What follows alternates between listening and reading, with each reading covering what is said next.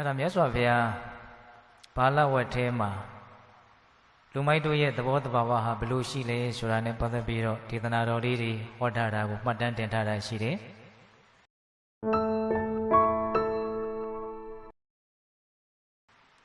စရန္တိဘာလာဒုမေရအမိတ်တေနေဝအတ္တနာ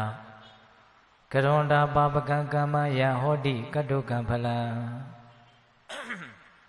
အဓိပ္ပာယ်ကဘာပြောလဲဆိုတော့ယံဟောတိကတုကံဖလံအလွန်တရာပြင်းထန်ပူလောင်ဆင်းရဲတဲ့မကောင်းတဲ့အကျိုးတွေကိုဖြစ်စေတတ်တဲ့မကောင်းတဲ့အလုပ်တွေကို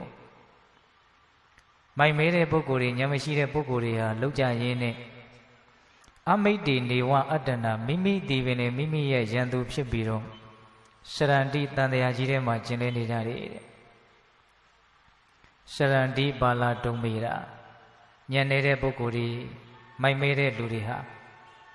ယံဟောတိကတုကဖလံအလွန်တရာပြင်းထန်ခါသီးပူလောင်တဲ့အကျိုးပေးရှိတဲ့ပါပကံယုံမာတဲ့တန်ကံမှထိုအမှုတွေကိုကရွန်တော်ပြုကြကုန်သည်ဖြစ်၍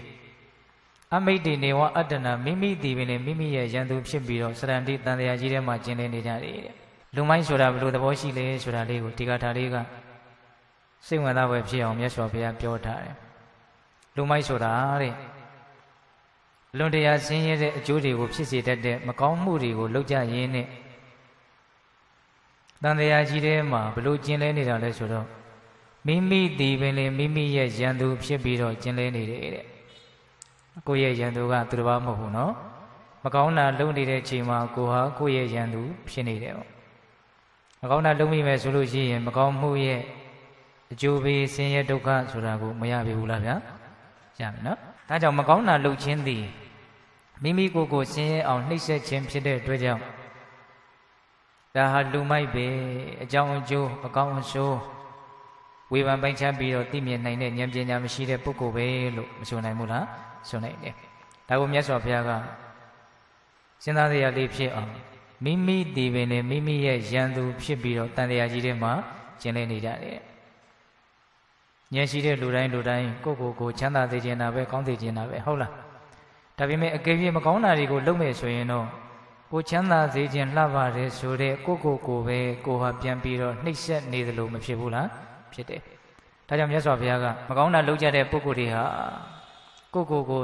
ဆင်းရဲဒုက္ခရောက်စေတဲ့အလုပ်တွေကိုလုပ်ကြတဲ့အတွက်ကြောင့်ကိုယ်ဒီပင်နဲ့ကိုယ့်ရဲ့ရန်သူဖြစ်နေတယ်အဲ့ဒါလူမိုက်ပဲလို့အဲ့လိုဟောတာဒီဂါထာလေးကဘာဖြစ်လို့မြတ်စွာဘုရားဟောတာတော့ဆိုတော့ဟောရခြင်းရဲ့အကြောင်းဏိဒံဝတ္ထုကပိဋကပေါင်းသူတော်ကောင်းတို့အလုံးဇာဝနာဝရှိပြီးသားအကြောင်းအရာလေးတစ်ခုပါမြတ်စွာဘုရားလက်ထက်ကသုဘဗုဒ္ဓလူနုတကာကြီးကိုအကြောင်းပြုပြီးတော့ဒီဂါထာလေးကိုဟောတာသုဘဗုဒ္ဓလူနုတကာကြီးရဲ့အကြောင်းကိုကြားဖို့တယ်မဟုတ်လားဆွေမရှိမျိုးမရှိတစ်ပါးရဲ့အိမ်မှာနော်ဘေးမှာလမ်းပေါ်မှာကပ်ရက်ပြီးတော့နေရတာဒီကိုယ်လုံးလည်းပဲကုဋ္ဌနုနာယောဂဆွဲကပ်ပြီးတော့စားစရာမရှိတောက်စရာမရှိနေစရာမရှိထိုင်စရာမရှိအလွန်ဆင်းရဲနွမ်းပါတဲ့လူဒုက္ခိတာကြီးတယောက်နော်အဲ့ဒါနောက်တော့မြို့တဲကိုတောင်းရမ်းဖို့သွားရင်းနဲ့ဒီနေရာမှာလူတွေစုနေတာကိုတွေ့တော့တစုံတရားကိုဝေငှနေတာနဲ့တူတယ်ဆိုတော့သွားတော့ဟိုမှာမြတ်စွာဘုရားတရားဟောနေတာကိုတွေ့ရတယ်အဲ့ဒါနဲ့ပိဋကရဲ့အစွန်ကနေပြီးတော့ရိုးရိုးသေးသေးတရားတော်မြတ်ကိုနာယူတော့သောတပတ္တိမဉ္ဇဉ်ဘုံဉဏ်ကိုရပြီးတော့အရိယာသူတော်ချင်းဖြစ်တယ်ပေါ့ဒီတော့လူကသာအစစရာရာဆင်းရဲနေတာနွမ်းပါနေတာနှိမ့်ကြနေတာဒါပေမဲ့အလွန်တရာကြီးကျယ်မြင့်မြတ်တဲ့တန်ဖိုးကြီးမားတဲ့သစ္စာလေးပါးကိုထွန်းပြီးတော့သိတဲ့အတိတူးဉာဏ်တူးဆိုတာကြီးကိုသူရသွားတယ်ရသွားတဲ့အခါကျတော့သူတော်ကောင်းတွေတန်ဖိုးထားတဲ့သူတော်ကောင်းတွေမြတ်နိုးတဲ့တန်ဖိုးမြင့်ဥစ္စာပစ္စည်းတွေကြတော့သူ့မှာပြည့်စုံသွားတယ်လို့ဆိုရတယ်အဲ့ဒါနဲ့သူကလူကိုကြည့်ရင်တော့အပေါ်ယံကြည့်ရင်တော့အလွန်ဆင်းရဲတဲ့ဒုက္ခိတတယောက်ပေါ့ဒါပေမဲ့သူ့ရဲ့စိတ်ထဲမှာတော့အလွန်တရာမှအေးချမ်းမှုချမ်းသာမှုကြည်နူးမှုနဲ့ပြည့်တယ်ပေါ့အဲ့ဒါနဲ့ဒီတရားထူးကြောင့်ဖြစ်ပေါ်လာတဲ့ချမ်းသာကိုမြတ်စွာဘုရားကိုရှောက်ခြင်းလို့မြတ်စွာဘုရားနာကိုသွားမယ်ဆိုတော့မြတ်စွာဘုရားနာမှာကတခြားတရားဓမ္မတွေအများကြီးချင်းကပ်နေတာရှိတော့သူကလည်းပဲကုဋ္ဌနုနာဆွဲနေတာဆိုတော့သောတပတ္တိမဉ္ဇဉ်ကိုရထားတဲ့သောတပန်ပုဂ္ဂိုလ်တယောက်လည်းဖြစ်သွားပြီဆိုတော့အလိုက်သိတယ်ပေါ့နော်သူမသွားဘူးအဲ့ဒါနဲ့မြတ်စွာဘုရားကျောင်းတော်ပြန်ကြွသွားပြီဆိုတော့မှသူလိုက်သွားတယ်လမ်းရောက်တဲ့အခါကျတော့တ တရားမင်းကဒီသုဗ္ဗဗုဒ္ဓရဲ့ယုံကြည်မှုတရားတရားသိမြင်မှုပညာတရားဘယ်လောက်ထိခိုင်မာလဲဆိုတာကိုသိကျင်တာနဲ့တရားမင်းကပုံနာရောင်ဆောင်ပြီးတော့ဗာပြောတယ်ဆိုတော့အရှင်သုဗ္ဗဗုဒ္ဓတဲ့ဘုရားကိုဘုရားမဟုတ်ဘူးလို့ပြောတရားကိုတရားမဟုတ်ဘူးလို့ပြောတန်ခါကိုတန်ခါမဟုတ်ဘူးလို့ပြောဘုရားတရားတန်ခါဖြင့်အလိုမရှိဘူးလို့ပြောမယ်ဆိုလို့ရှိရင်သင်ရဲ့ကုဋ္ဌနုနာယောဂတွေကိုလည်းပဲပျောက်ကင်းသွားစေမယ်ပစ္စည်းဥစ္စာတို့ဖြင့်ပြည်စုံချမ်းသာကြွယ်ဝတဲ့ပုဂ္ဂိုလ်တရားလည်းဖြစ်အောင်ငါဖန်တီးပေးမယ်လို့အဲလိုတရားမင်းကဆိုရတဲ့ဆိုတော့သုဗ္ဗဗုဒ္ဓကမော့ကြည့်ပြီးတော့သင်မစုတော့လို့မေးတော့တရားမင်းကလည်းအမှန်တိုင်းပြောတယ်ငါတရားပါဆိုတော့သုဗ္ဗဗုဒ္ဓကသင်ဟာတရားဆိုရင်လည်းပဲအလွန်မိုက်မဲတဲ့တရားပဲဖြစ်မယ်တဲ့နော်တရားမင်းကိုဆိုတာနော်တရားမင်းကိုဗါတဲ့တော့အလွန်မိုက်မဲတဲ့တရားပဲဖြစ်မယ်တဲ့သင်္ကငါကိုအပေါ်ယံကြည့်ပြီးတော့အလွန်ဆင်းရဲနွမ်းပါတဲ့ပုဂ္ဂိုလ်တယောက်လို့ထင်တာဟာအလွန်မှားတယ်ပေါ့ငါမှသူတော်ကောင်းတွေမျက်နှိုးတဲ့လူသားမတွေမသိနိုင်တဲ့မမြင်နိုင်တဲ့အလွန်တန်ဖိုးကြီးတဲ့ဥစ္စာပစ္စည်းတွေ9မျိုးတောင်ရှိတယ်တဲ့အဲ့ဒီဥစ္စာပစ္စည်းတွေကဘာလဲဆိုတော့နံပါတ်1စေတနာမြတ်သုံးပါးရဲ့ဂုဏ်အည်သွေးကိုယုံကြည်တယ်ကံကံရဲ့ကျိုးကိုယုံကြည်တယ်ဆိုတဲ့တတ္တတရားကိုနှုတ်ကိုကောင်းစွာစောင့်စည်းထိမ့်သိမ်းနိုင်တယ်အပြစ်ကင်းအောင်စောင့်ရှောက်နိုင်တယ်ဆိုတဲ့သီလတရားမကောင်းတာတွေကိုလုပ်ရမှာကိုရှက်တယ်ကြောက်တယ်ဆိုတဲ့ဟိရိဩတ္တပတရားမြတ်စွာဘုရားဟောထားတဲ့တရားဒေသနာတွေကိုအများကြီးအကြအမြင်အသိအမြင်ရှိတယ်ဆိုတဲ့သုတ္တတရားနှမျိုးဝန်တို့ချင်းကင်းပြီးတော့စွန့်လွတ်နိုင်တယ်ဆိုတဲ့စာဂတရားတဘာဝတရားတွေရဲ့သဘောတဘာဝကိုမှန်မှန်ကန်ကန်သိတယ်မြင်တယ်ဆိုတဲ့ပညာတရား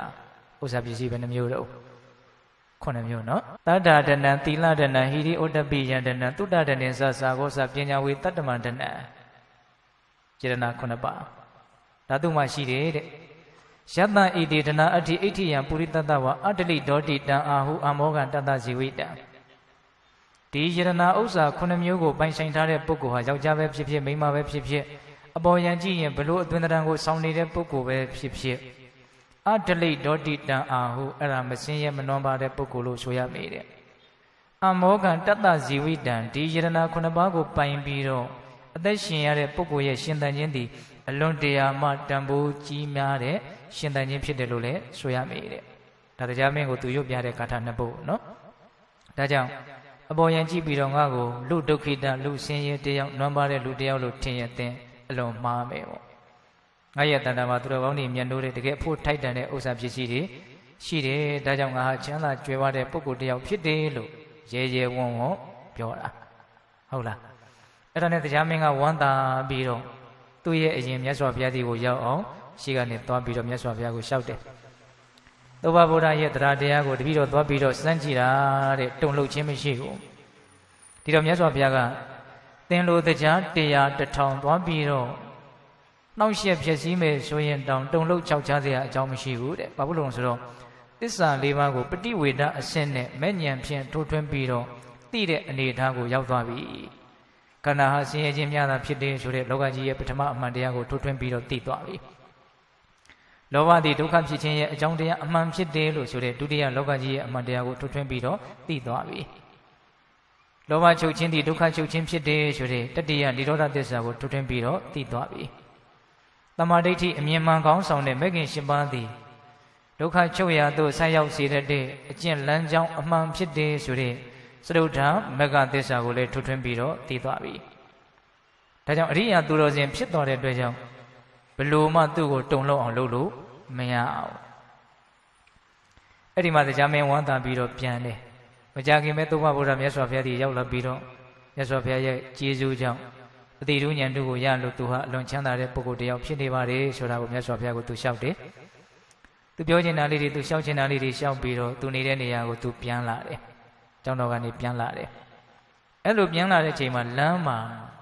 ဘယ်လူးမတကောင်ကဝင်ပူးထားတဲ့နွားမတကောင်ကခွေ့သက်လို့လမ်းပေါ်မှာတင်ကွယ်လွန်လိမ့်စာရောက်တယ်ရိုးရိုးနွားကခွေ့တာမဟုတ်နော်မမြင်နိုင်တဲ့ဘီလူးမကဝင်ပူးထားတဲ့နွားမကခွေ့တာဘာလို့အဲ့ဒီနွားမကခွေ့တာတော့အဲ့ဒီဘီလူးမကဝင်ပူးတာတော့ဆိုတော့တခုတော့ဘာတော့ကအဲ့ဒီဘီလူးမကပြည်သူသားမတယောက်ဖြစ်တယ်အဲ့ဒါသုဗ္ဗဗုဒ္ဓဖြစ်လာမဲ့အမျိုးကောင်းသားတယောက်တငယ်ချင်းတွေနဲ့တငယ်ချင်း၄ယောက်လောက်အဲ့ဒီပြည်စာမကိုခေါ်ပြီးတော့ နော်အဲ့ဒီပြည်ဇာမနဲ့ကြော်ပါပြီးတဲ့နောက်မှာအဖိုးအခကျင်းငွေကိုမပေးတဲ့အပြင်ပြည်ဇာမရဲ့လက်ဝတ်လက်စားတွေကိုရလို့တဲ့အတွက်ကြောင့်၄ယောက်သားဒီပြည်ဇာမကိုတတ်ကြစို့လို့တိုင်မဲ့တယ်အဲ့ဒါကိုပြည်ဇာမကကြားတဲ့အခါကျတော့အလွန်ယုံမှရက်စက်တဲ့လူတွေ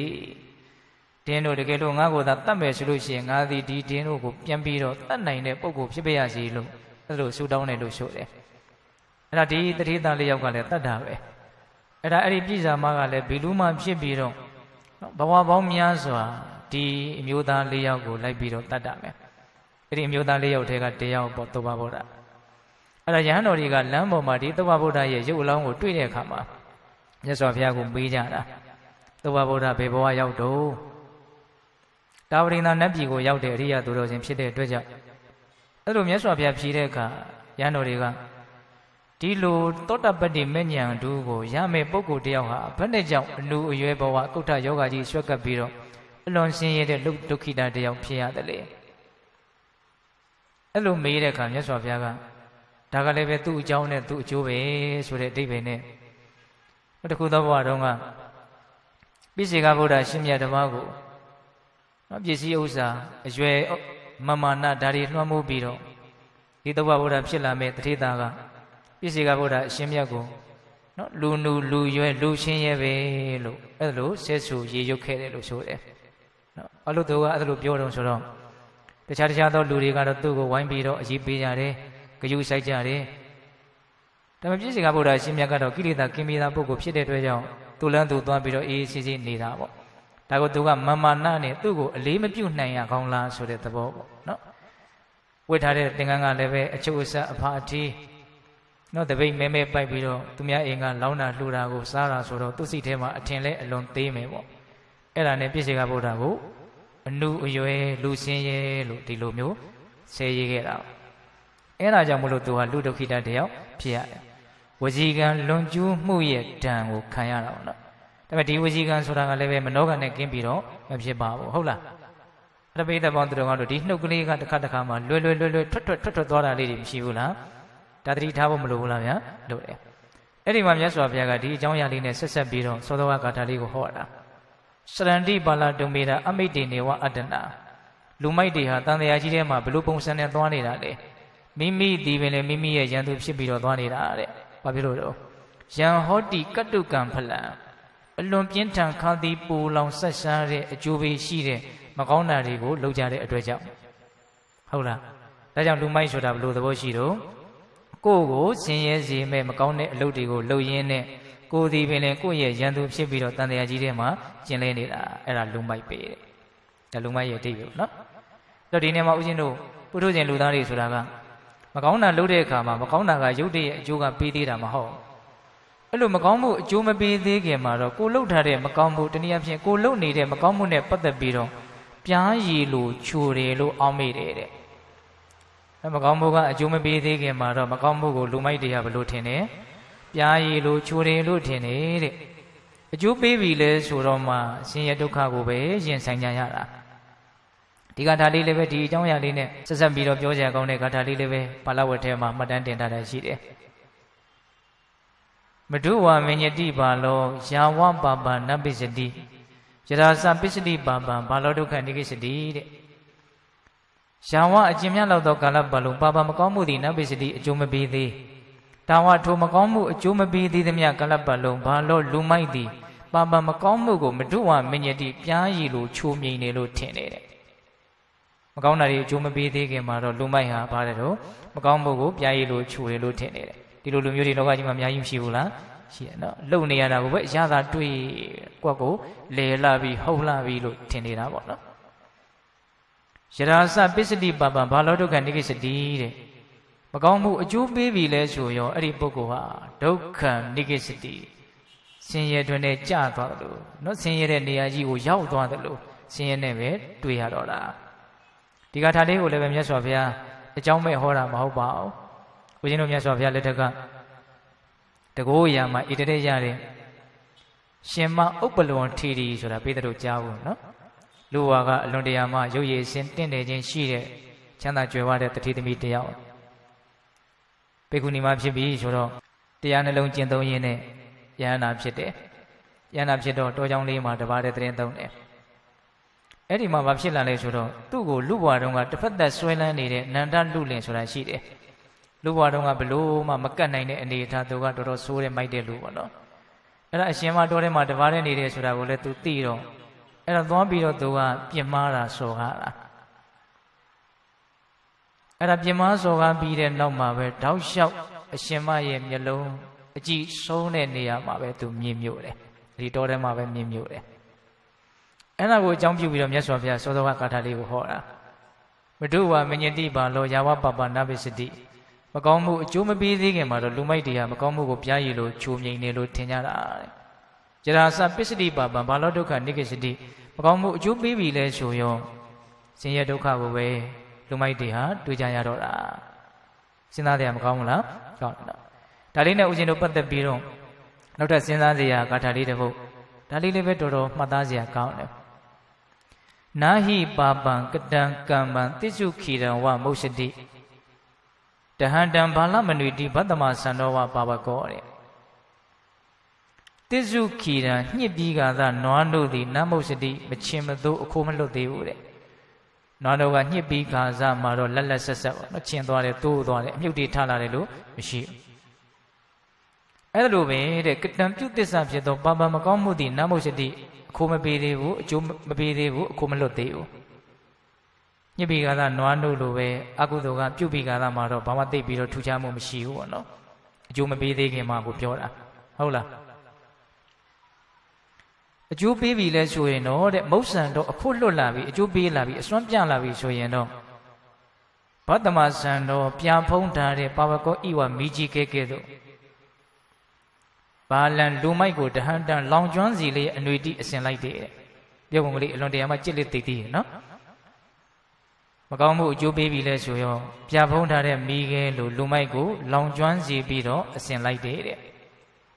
ဒီကထားလေးပြန်ပြောမယ်နော်ညစ်ပြီးကသာနွားတို့သည်မချင်မသို့အခိုးမလွတ်သေးသလိုပြုတ်ပြီးကသာမကောင်းမှုကလည်းပဲအကျိုးမပေးသေးဘူးအကျိုးပေးပြီလဲဆိုတော့ပြဖုံးထားတဲ့မိခဲလိုလူမိုက်ကိုလောင်ကျွမ်းစီပြီးတော့အရှင်လိုက်တယ်ဒီကထာလေးကိုလည်းမြတ်စွာဘုရားဘာလို့ဟောတာတော့ဟောရခြင်းရဲ့အကြောင်းရှိတယ်လူမိုက်တွေကိုအကြောင်းပြုပြီးတော့ဟောတာမြတ်စွာဘုရားလက်ထက်ကကာရဗမှာရှင်လက္ခဏာနဲ့ရှင်မမောဂလန်ကိုရမြတ်ကြီးနှစ်ပါးကိစ္စကုတ်တောင်ပေါ်ကနေပြီးတော့ရာဇုံမျိုးတွေကိုဆုံးခံကြွားတာတောင်ပေါ်ကနေဆင်းလာကြတာပေါ့အဲ့ဒါလိုဆင်းလာရင်းနဲ့လက်ခုလက်တနေရာရောက်တော့ရှင်မမောကလန်ကိုရမြတ်ကြီးကနေရာတစ်ခုကိုကြည့်ပြီးတော့ပြုံးတော်မူတယ်လို့ဆိုတယ်အဲ့ဒါကိုသတိထားပြီးတော့ရှင်လက္ခဏာကအကျိုးကြောင့်မေးတော့ဒီအကြောင်းအရာကိုမြတ်စွာဘုရားရှေ့ရောက်မှမေးပါခုမမေးပါသေးနဲ့အဲ့လိုပြောကြရင်းနဲ့သူတို့ဆုံးခံဆက်ကြွပြီးတော့ဆုံးဖုံးပေးပြီးတော့ညနေခင်းခါကာလရောက်တော့မြတ်စွာဘုရားရဲ့ရှေ့ပေးတဲ့ရဲ့ဂျာထဲမှာရှင်လက္ခဏာကရှင်မမောကလန်ကိုမနေ့ကကိစ္စမေးတယ်တင်တနေရာကြည့်ပြီးတော့အဓိပ္ပာယ်ပါတဲ့အပြုံးတစ်ခုပြုံးတယ်ဒါဘာကိစ္စလဲပေါ့အဲ့တော့ရှင်မမောကလန်ကငါမွေပြိတ္တာကြီးတစ်ကောင်ကိုမြင်နေတဲ့ယူဇနာနဲ့ကြည့်ပြီးတော့ကြည့်တဲ့မွေပြိတ္တာကြီးတစ်ကောင်ခေါင်းကတော့လူရဲ့ခေါင်းတိုင်းပဲတဲ့ထူးခြားစမ်းကြည့်တဲ့ရုပ်ဓာတ်တွေနဲ့တိဆောက်တာနော်တာမန်မျက်လုံးနဲ့မမြင်နိုင်တဲ့ရုပ်အစင်းတွေပေါ့ဟုတ်လားအဲ့ဒါခေါင်းကနေပြီးတော့အမိအထိမိတွေလောင်သွားတယ်မြင်နေရတယ်တဲ့အမိကနေပြီးတော့ခေါင်းထိမိတွေလောင်သွားတယ်အဲ့ဒါကိုကြည့်ပြီးတော့ဩငါမှတော့ဒီလိုမျိုးဒုက္ခရောက်เสียအကြောင်းတရားဘာမှမရှိတော့ဘူးသူကရဟန္တာဖြစ်သွားပြီကိုဒါကြောင့်ငါရဲ့အနေအထားကိုငါကိုယ်တိုင်အားရတဲ့အတွက်ကြောင့်ကျင့်မှုဖြစ်ပြီးတော့ပြုံးမိတာအဲ့လိုဖြေတဲ့ခါကျတော့မြတ်စွာဘုရားကဟုတ်တယ်တဲ့အဲ့ဒီမွေပြိတ္တာကြီးကိုငါဘုရားဖြစ်ပြီးကစားတပ်ပင်ညုတညာရပြီးကသာတဲ့ကစားအဲ့ဒီမွေပြိတ္တာကြီးကိုငါလည်းမြင်နေတဲ့ဒါပေမဲ့လို့ငါလိုမြင်တဲ့လူမရှိတဲ့အတွက်ကြောင့်တတ်သိမရှိတဲ့အတွက်ကြောင့်ငါပြောရင်မယုံတဲ့ပုဂ္ဂိုလ်တွေအပြစ်များမှဆိုလို့ငါမပြောခဲ့ဘူးတဲ့ခုငါလိုမြင်တဲ့ရှင်မမောကလန်ဆိုတာရှိလာတယ်ဘုရားရှင်ကိုရမြတ်ကြီးရဲ့တပည့်တာဝကတွေဟာအတိအမြင်နဲ့ပြည့်စုံပြီးတော့နေနိုင်ကြပါပြီဆိုမြတ်စွာဘုရားကဟုတ်လားအဲ့ဒီမှာပဲယဟန်တော်တွေကဒီမွေပြိတ္တာကြီးဟာဘာကြောင့်ဒီလိုဖြစ်နေရတာတုံးဆိုတာကိုမေးကြတာမေးတော့မှမြတ်စွာဘုရားကအကြောင်းလေးနော်သူရဲ့အတိတ်ကအကြောင်းတရားလေးကိုပြောပြတယ်တခုသောဘဝတုန်းကဒီမွေပြိတ္တာကြီးဟာ လေသမားတစ်ယောက်ဖြစ်ခဲ့တယ်သူ့ရဲ့လေနာမှာပြည့်စေကဗုဒ္ဓရှင်မြတ်တစ်ပါးသင်္ကန်းကျောင်းလေးဆောက်ပြီးတော့နေနေတာသတင်းသုံးနေတာရှိတယ်အဲ့ဒါမျိုးတွေရွာတွေကလူတွေကအရှင်မြတ်ကိုအလွန်ကြည်ညိုတော့လာကြတာပေါ့ဖူးမြော်ကြလူကြတန်းကြအဲ့ဒါလိုလာကြရင်းနဲ့ဒီလေသမားစိုက်ထားတဲ့စိုက်ခင်းတွေပြိုးခင်းတွေကိုနင်းပြီးတော့သွားကြတာအဲ့တော့အထိုက်အလျောက်လမ်းကလေးမှာပြိုးပင်လေးတွေနော်တစ်ပင်လေးတွေပျက်စီးတာပေါ့ဒါကိုဒီလေသမားကတီးမခံနိုင်ဘူးစိတ်တိုးတယ်တကယ်ဆိုရင်ငါကုသိုလ်ရတာပဲလမ်းကလေးဖောက်ပေးမယ်ကိုင်းချမ်းချမ်းသာသာသွားကြဆိုရင်တော်တော်ကောင်းသွားမှာပေါ့နော်ဒါပေမဲ့ तू ကဘယ်လိုစဉ်းစားတော့ဆိုတော့ဒီလူတွေငါရဲ့စီးပွားရေးကိုထိခိုက်အောင်လုပ်တာ तू အဲ့လိုမြင်တာလူတွေကိုလည်း तू မတားဆီးနိုင်ဘူးအဲ့ဒါနဲ့ तू ကဘယ်လိုစဉ်းစားတော့ဆိုတော့ဒီပြည့်စေကဗုဒ္ဓရှင်မြတ်ရှိနေလို့ဒီနေရာကိုလူတွေလာလို့ငါမှထိခိုက်ရတာသိစီရမယ်ဆိုပြီးတော့စိတ်တူပြီးတော့ပြည့်စေကဗုဒ္ဓရှင်မြတ်ဆွမ်းခံကြွနေတဲ့ခိုင်မှာအဲ့ဒီသင်္ကန်းကြောင်လေးကိုမီးရှို့ပလိုက်တယ်ထဲထဲမှာရှိတဲ့အသုံးဆောင်ပစ္စည်းလေးတွေအကုန်ရိုက်ခွဲပြီးတော့ဖြစ်စီပလိုက်တယ်တဲ့အဲ့ဒါအရှင်မြတ်ကဆွမ်းခံပြန်ကြွလာတော့ကြည်တော့သူ့နေရာလေးကမီးလောင်ပြန်ပဲရှိတော့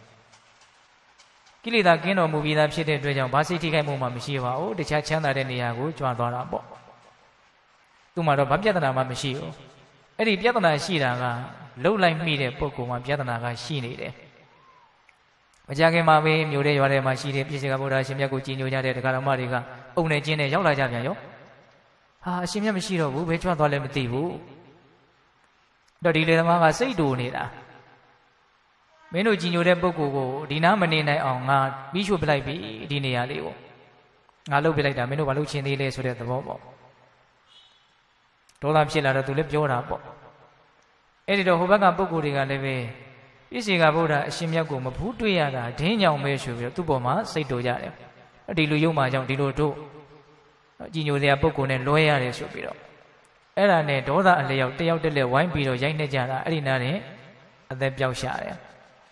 ပြဿနာကအဲ့ဒါလို့ဒါပေမဲ့ပြဿနာကအဲ့ဒီတင်ပြီးလားဆိုတော့မပြီးဘူးဘယ်ရောက်သွားတော့ဆိုတော့ဝီကြီးငရေကြီးကိုရောက်တယ်ဒေါသနဲ့မကျေနပ်မှုတွေစိတ်တိုင်းမကြမှုတွေအစင်မပြေမှုတွေနဲ့တည်သွားတာကိုအဲ့ဒါဝီကြီးငရေကြီးကလွတ်ပြန်တော့လည်းပဲအခုမီးရှို့ခဲ့တဲ့အတွက်ကြောင့်သူခန္ဓာအိမ်ကိုမီးကမဖြစ်တော့လောင်နေတယ်ရှင်မမောက်ကလံမြင်ရတယ်ရှင်လက္ခဏာမမြင်ဘူးနော်ယဟန္တာပုဂ္ဂိုလ်ပဲရှင်လက္ခဏာတယ်ဒါကြောင့်လောကကြီးဘလောက်စမ်းကြယ်လေတာမန်ယဟန္တာပုဂ္ဂိုလ်တွေတောင်မမြင်နိုင်တဲ့ရုပ်အစင်းဓာတ်တွေဆိုတာရှိနေတယ်အချို့ကမျက်စိနဲ့မမြင်ရရင်မယုံပါဘူးဆိုတဲ့လူတွေကလည်းရှိသေးတာဟုတ်နော်ဒါကတော့ကိုအထင်ကြီးလွန်ရရောက်တယ်လို့ထင်တာပဲ။အော်ဆိုကိုသိနိုင်တဲ့မြင်နိုင်တဲ့အနေအထားတွေကသိစရာမြင်စရာတွေနဲ့နှိုင်းစားလိုက်မှဆိုရင်အလွန်တရာမှကျင်းမြောင်းတယ်သိငယ်တယ်လို့မဆိုနိုင်ဘူးလား။ကိုသိတာကတစ်ဆိုရင်ကိုမသိတာတွေကတိမ့်တန်းကလေးချီပြီးတော့မရှိနိုင်ဘူးလား။ရှိနိုင်တယ်။ကိုရှူးနေတဲ့လေတောင်မှတကယ်ရှိနေတာပဲတကယ်သိနိုင်တာပဲသို့တော့မြင်ရသလားလို့မေးရင်မမြင်ရပါဘူးမမြင်ရဘဲနဲ့ရှိနေတဲ့အရာတွေဒါခက်ကြမ်းကြမ်းဥမာကိုပြောတာပါဟုတ်လား။ဒါကြောင့်ပိဿပေါင်းသူတော်ကောင်းတို့ဒီမွေပြည့်တာရဲ့အကြောင်းကိုမြတ်စွာဘုရားကမိန့်ရှိပြီးတော့သောသောကဂါထာလေးကိုဟောတာနာဟိပပကတံကမ္မံတိစုခိရဝမုရှတိမကောင်းမှုအကျိုးမပေးသေးခင်မှာတော့နွားတော်ကလေးညှစ်ပြီးကလာလက်လက်ဆက်ဆက်ဖြစ်နေတယ်လို့မချင်သေးဘူးမတိုးသေးဘူးမပျက်စီးသေးဘူးဟုတ်လားအကျိုးပေးပြီလဲဆိုတော့ဗါတဲ့တော့ပြန်ဖုံးထားတဲ့မိခဲလို့လူမိုက်ကိုလောင်ကျွမ်းစေပြီးတော့အစင်လိုက်တယ်ပူပူလောင်လောင်နဲ့ဘဝခီးကိုသွားရတော့နော်ဒါကြောင့်လူမိုက်ဆိုတာဘာလဲအခုပြောခဲ့တာဂါထာ၃ပုဒ်ဟုတ်လားအောက်ချက်ချမယ်ဆိုလို့ရှိရင်ကိုမကောင်းတာတွေလှုပ်ရင်းနဲ့ကိုဆင်းရဲအောင်ကြိုးစားအထုတ်နေကြတဲ့ပုဂ္ဂိုလ်တွေဟာလူမိုက်တွေပဲဒါအလွန်ကြီးကျယ်တဲ့မိုက်မဲမှုလို့မဆိုနိုင်ဘူးလားမကောင်းမှုလှုပ်ပြီးလို့ရှိရင်ဆင်းရဲဒုက္ခဆိုတာလွတ်ကင်းနိုင်မလားမလွတ်ကင်းနိုင်ဘူးဟုတ်လားကိုအလွန်ချမ်းသာစေခြင်းနဲ့ကိုပဲကောင်းမေထင်ပြီးတော့လှုပ်လိုက်တဲ့လှုပ်ရက်တွေကဆင်းရဲစရာအကြောင်းတွေပဲဖြစ်နေတယ်ဒါကြောင့်မြတ်စွာဘုရားကလူမိုက်ရဲ့တဘာဝကိုအဲ့လိုလေးပြောပြတယ်။ဒီကနေ့ညလူမိုက်နဲ့ပညာရှိရဲ့အဓိပ္ပာယ်ကိုအကျဉ်းမြတ်ဦးဇင်းတို့2ချက်လောက်ပြောတော့နော်။ဒါနံပါတ်1အချက်လူမိုက်ဆိုတာဒီလိုရှိတယ်။ဒီလူမိုက်ရဲ့တဘာဝနဲ့ဆန့်ကျင်ဘက်ပဏိတပညာရှိရဲ့တဘာဝဆိုတာလေးကိုလည်းပဲပဏိတဝတ်ထဲမှာလာရှိတဲ့ဂါထာလေးတဲ့ပုဂ္ဂိုလ်ဦးဇင်းတို့ရွတ်ဆိုရင်းနဲ့ပြောပြတယ်။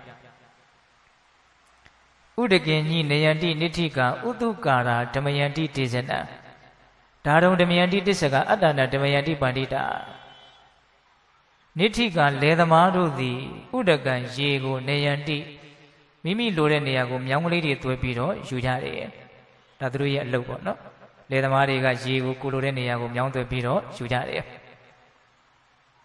ဥတုကတော့လေးသမားတို့သည်တေဇနမြားတံကိုဓမယန္တိအပူပေးပြီးတော့ဖြောင်းကြတယ်မြားတံကဖြောင်းမှကိုပြစ်ချင်းတဲ့ပြစ်မှတ်ကိုတဏ္ဍမမစိုက်ဝင်နိုင်ပါဒါကြောင့်လေးသမားတွေကသူတို့အသုံးပြုမဲ့မြားတံဝါးတံလေးတွေကို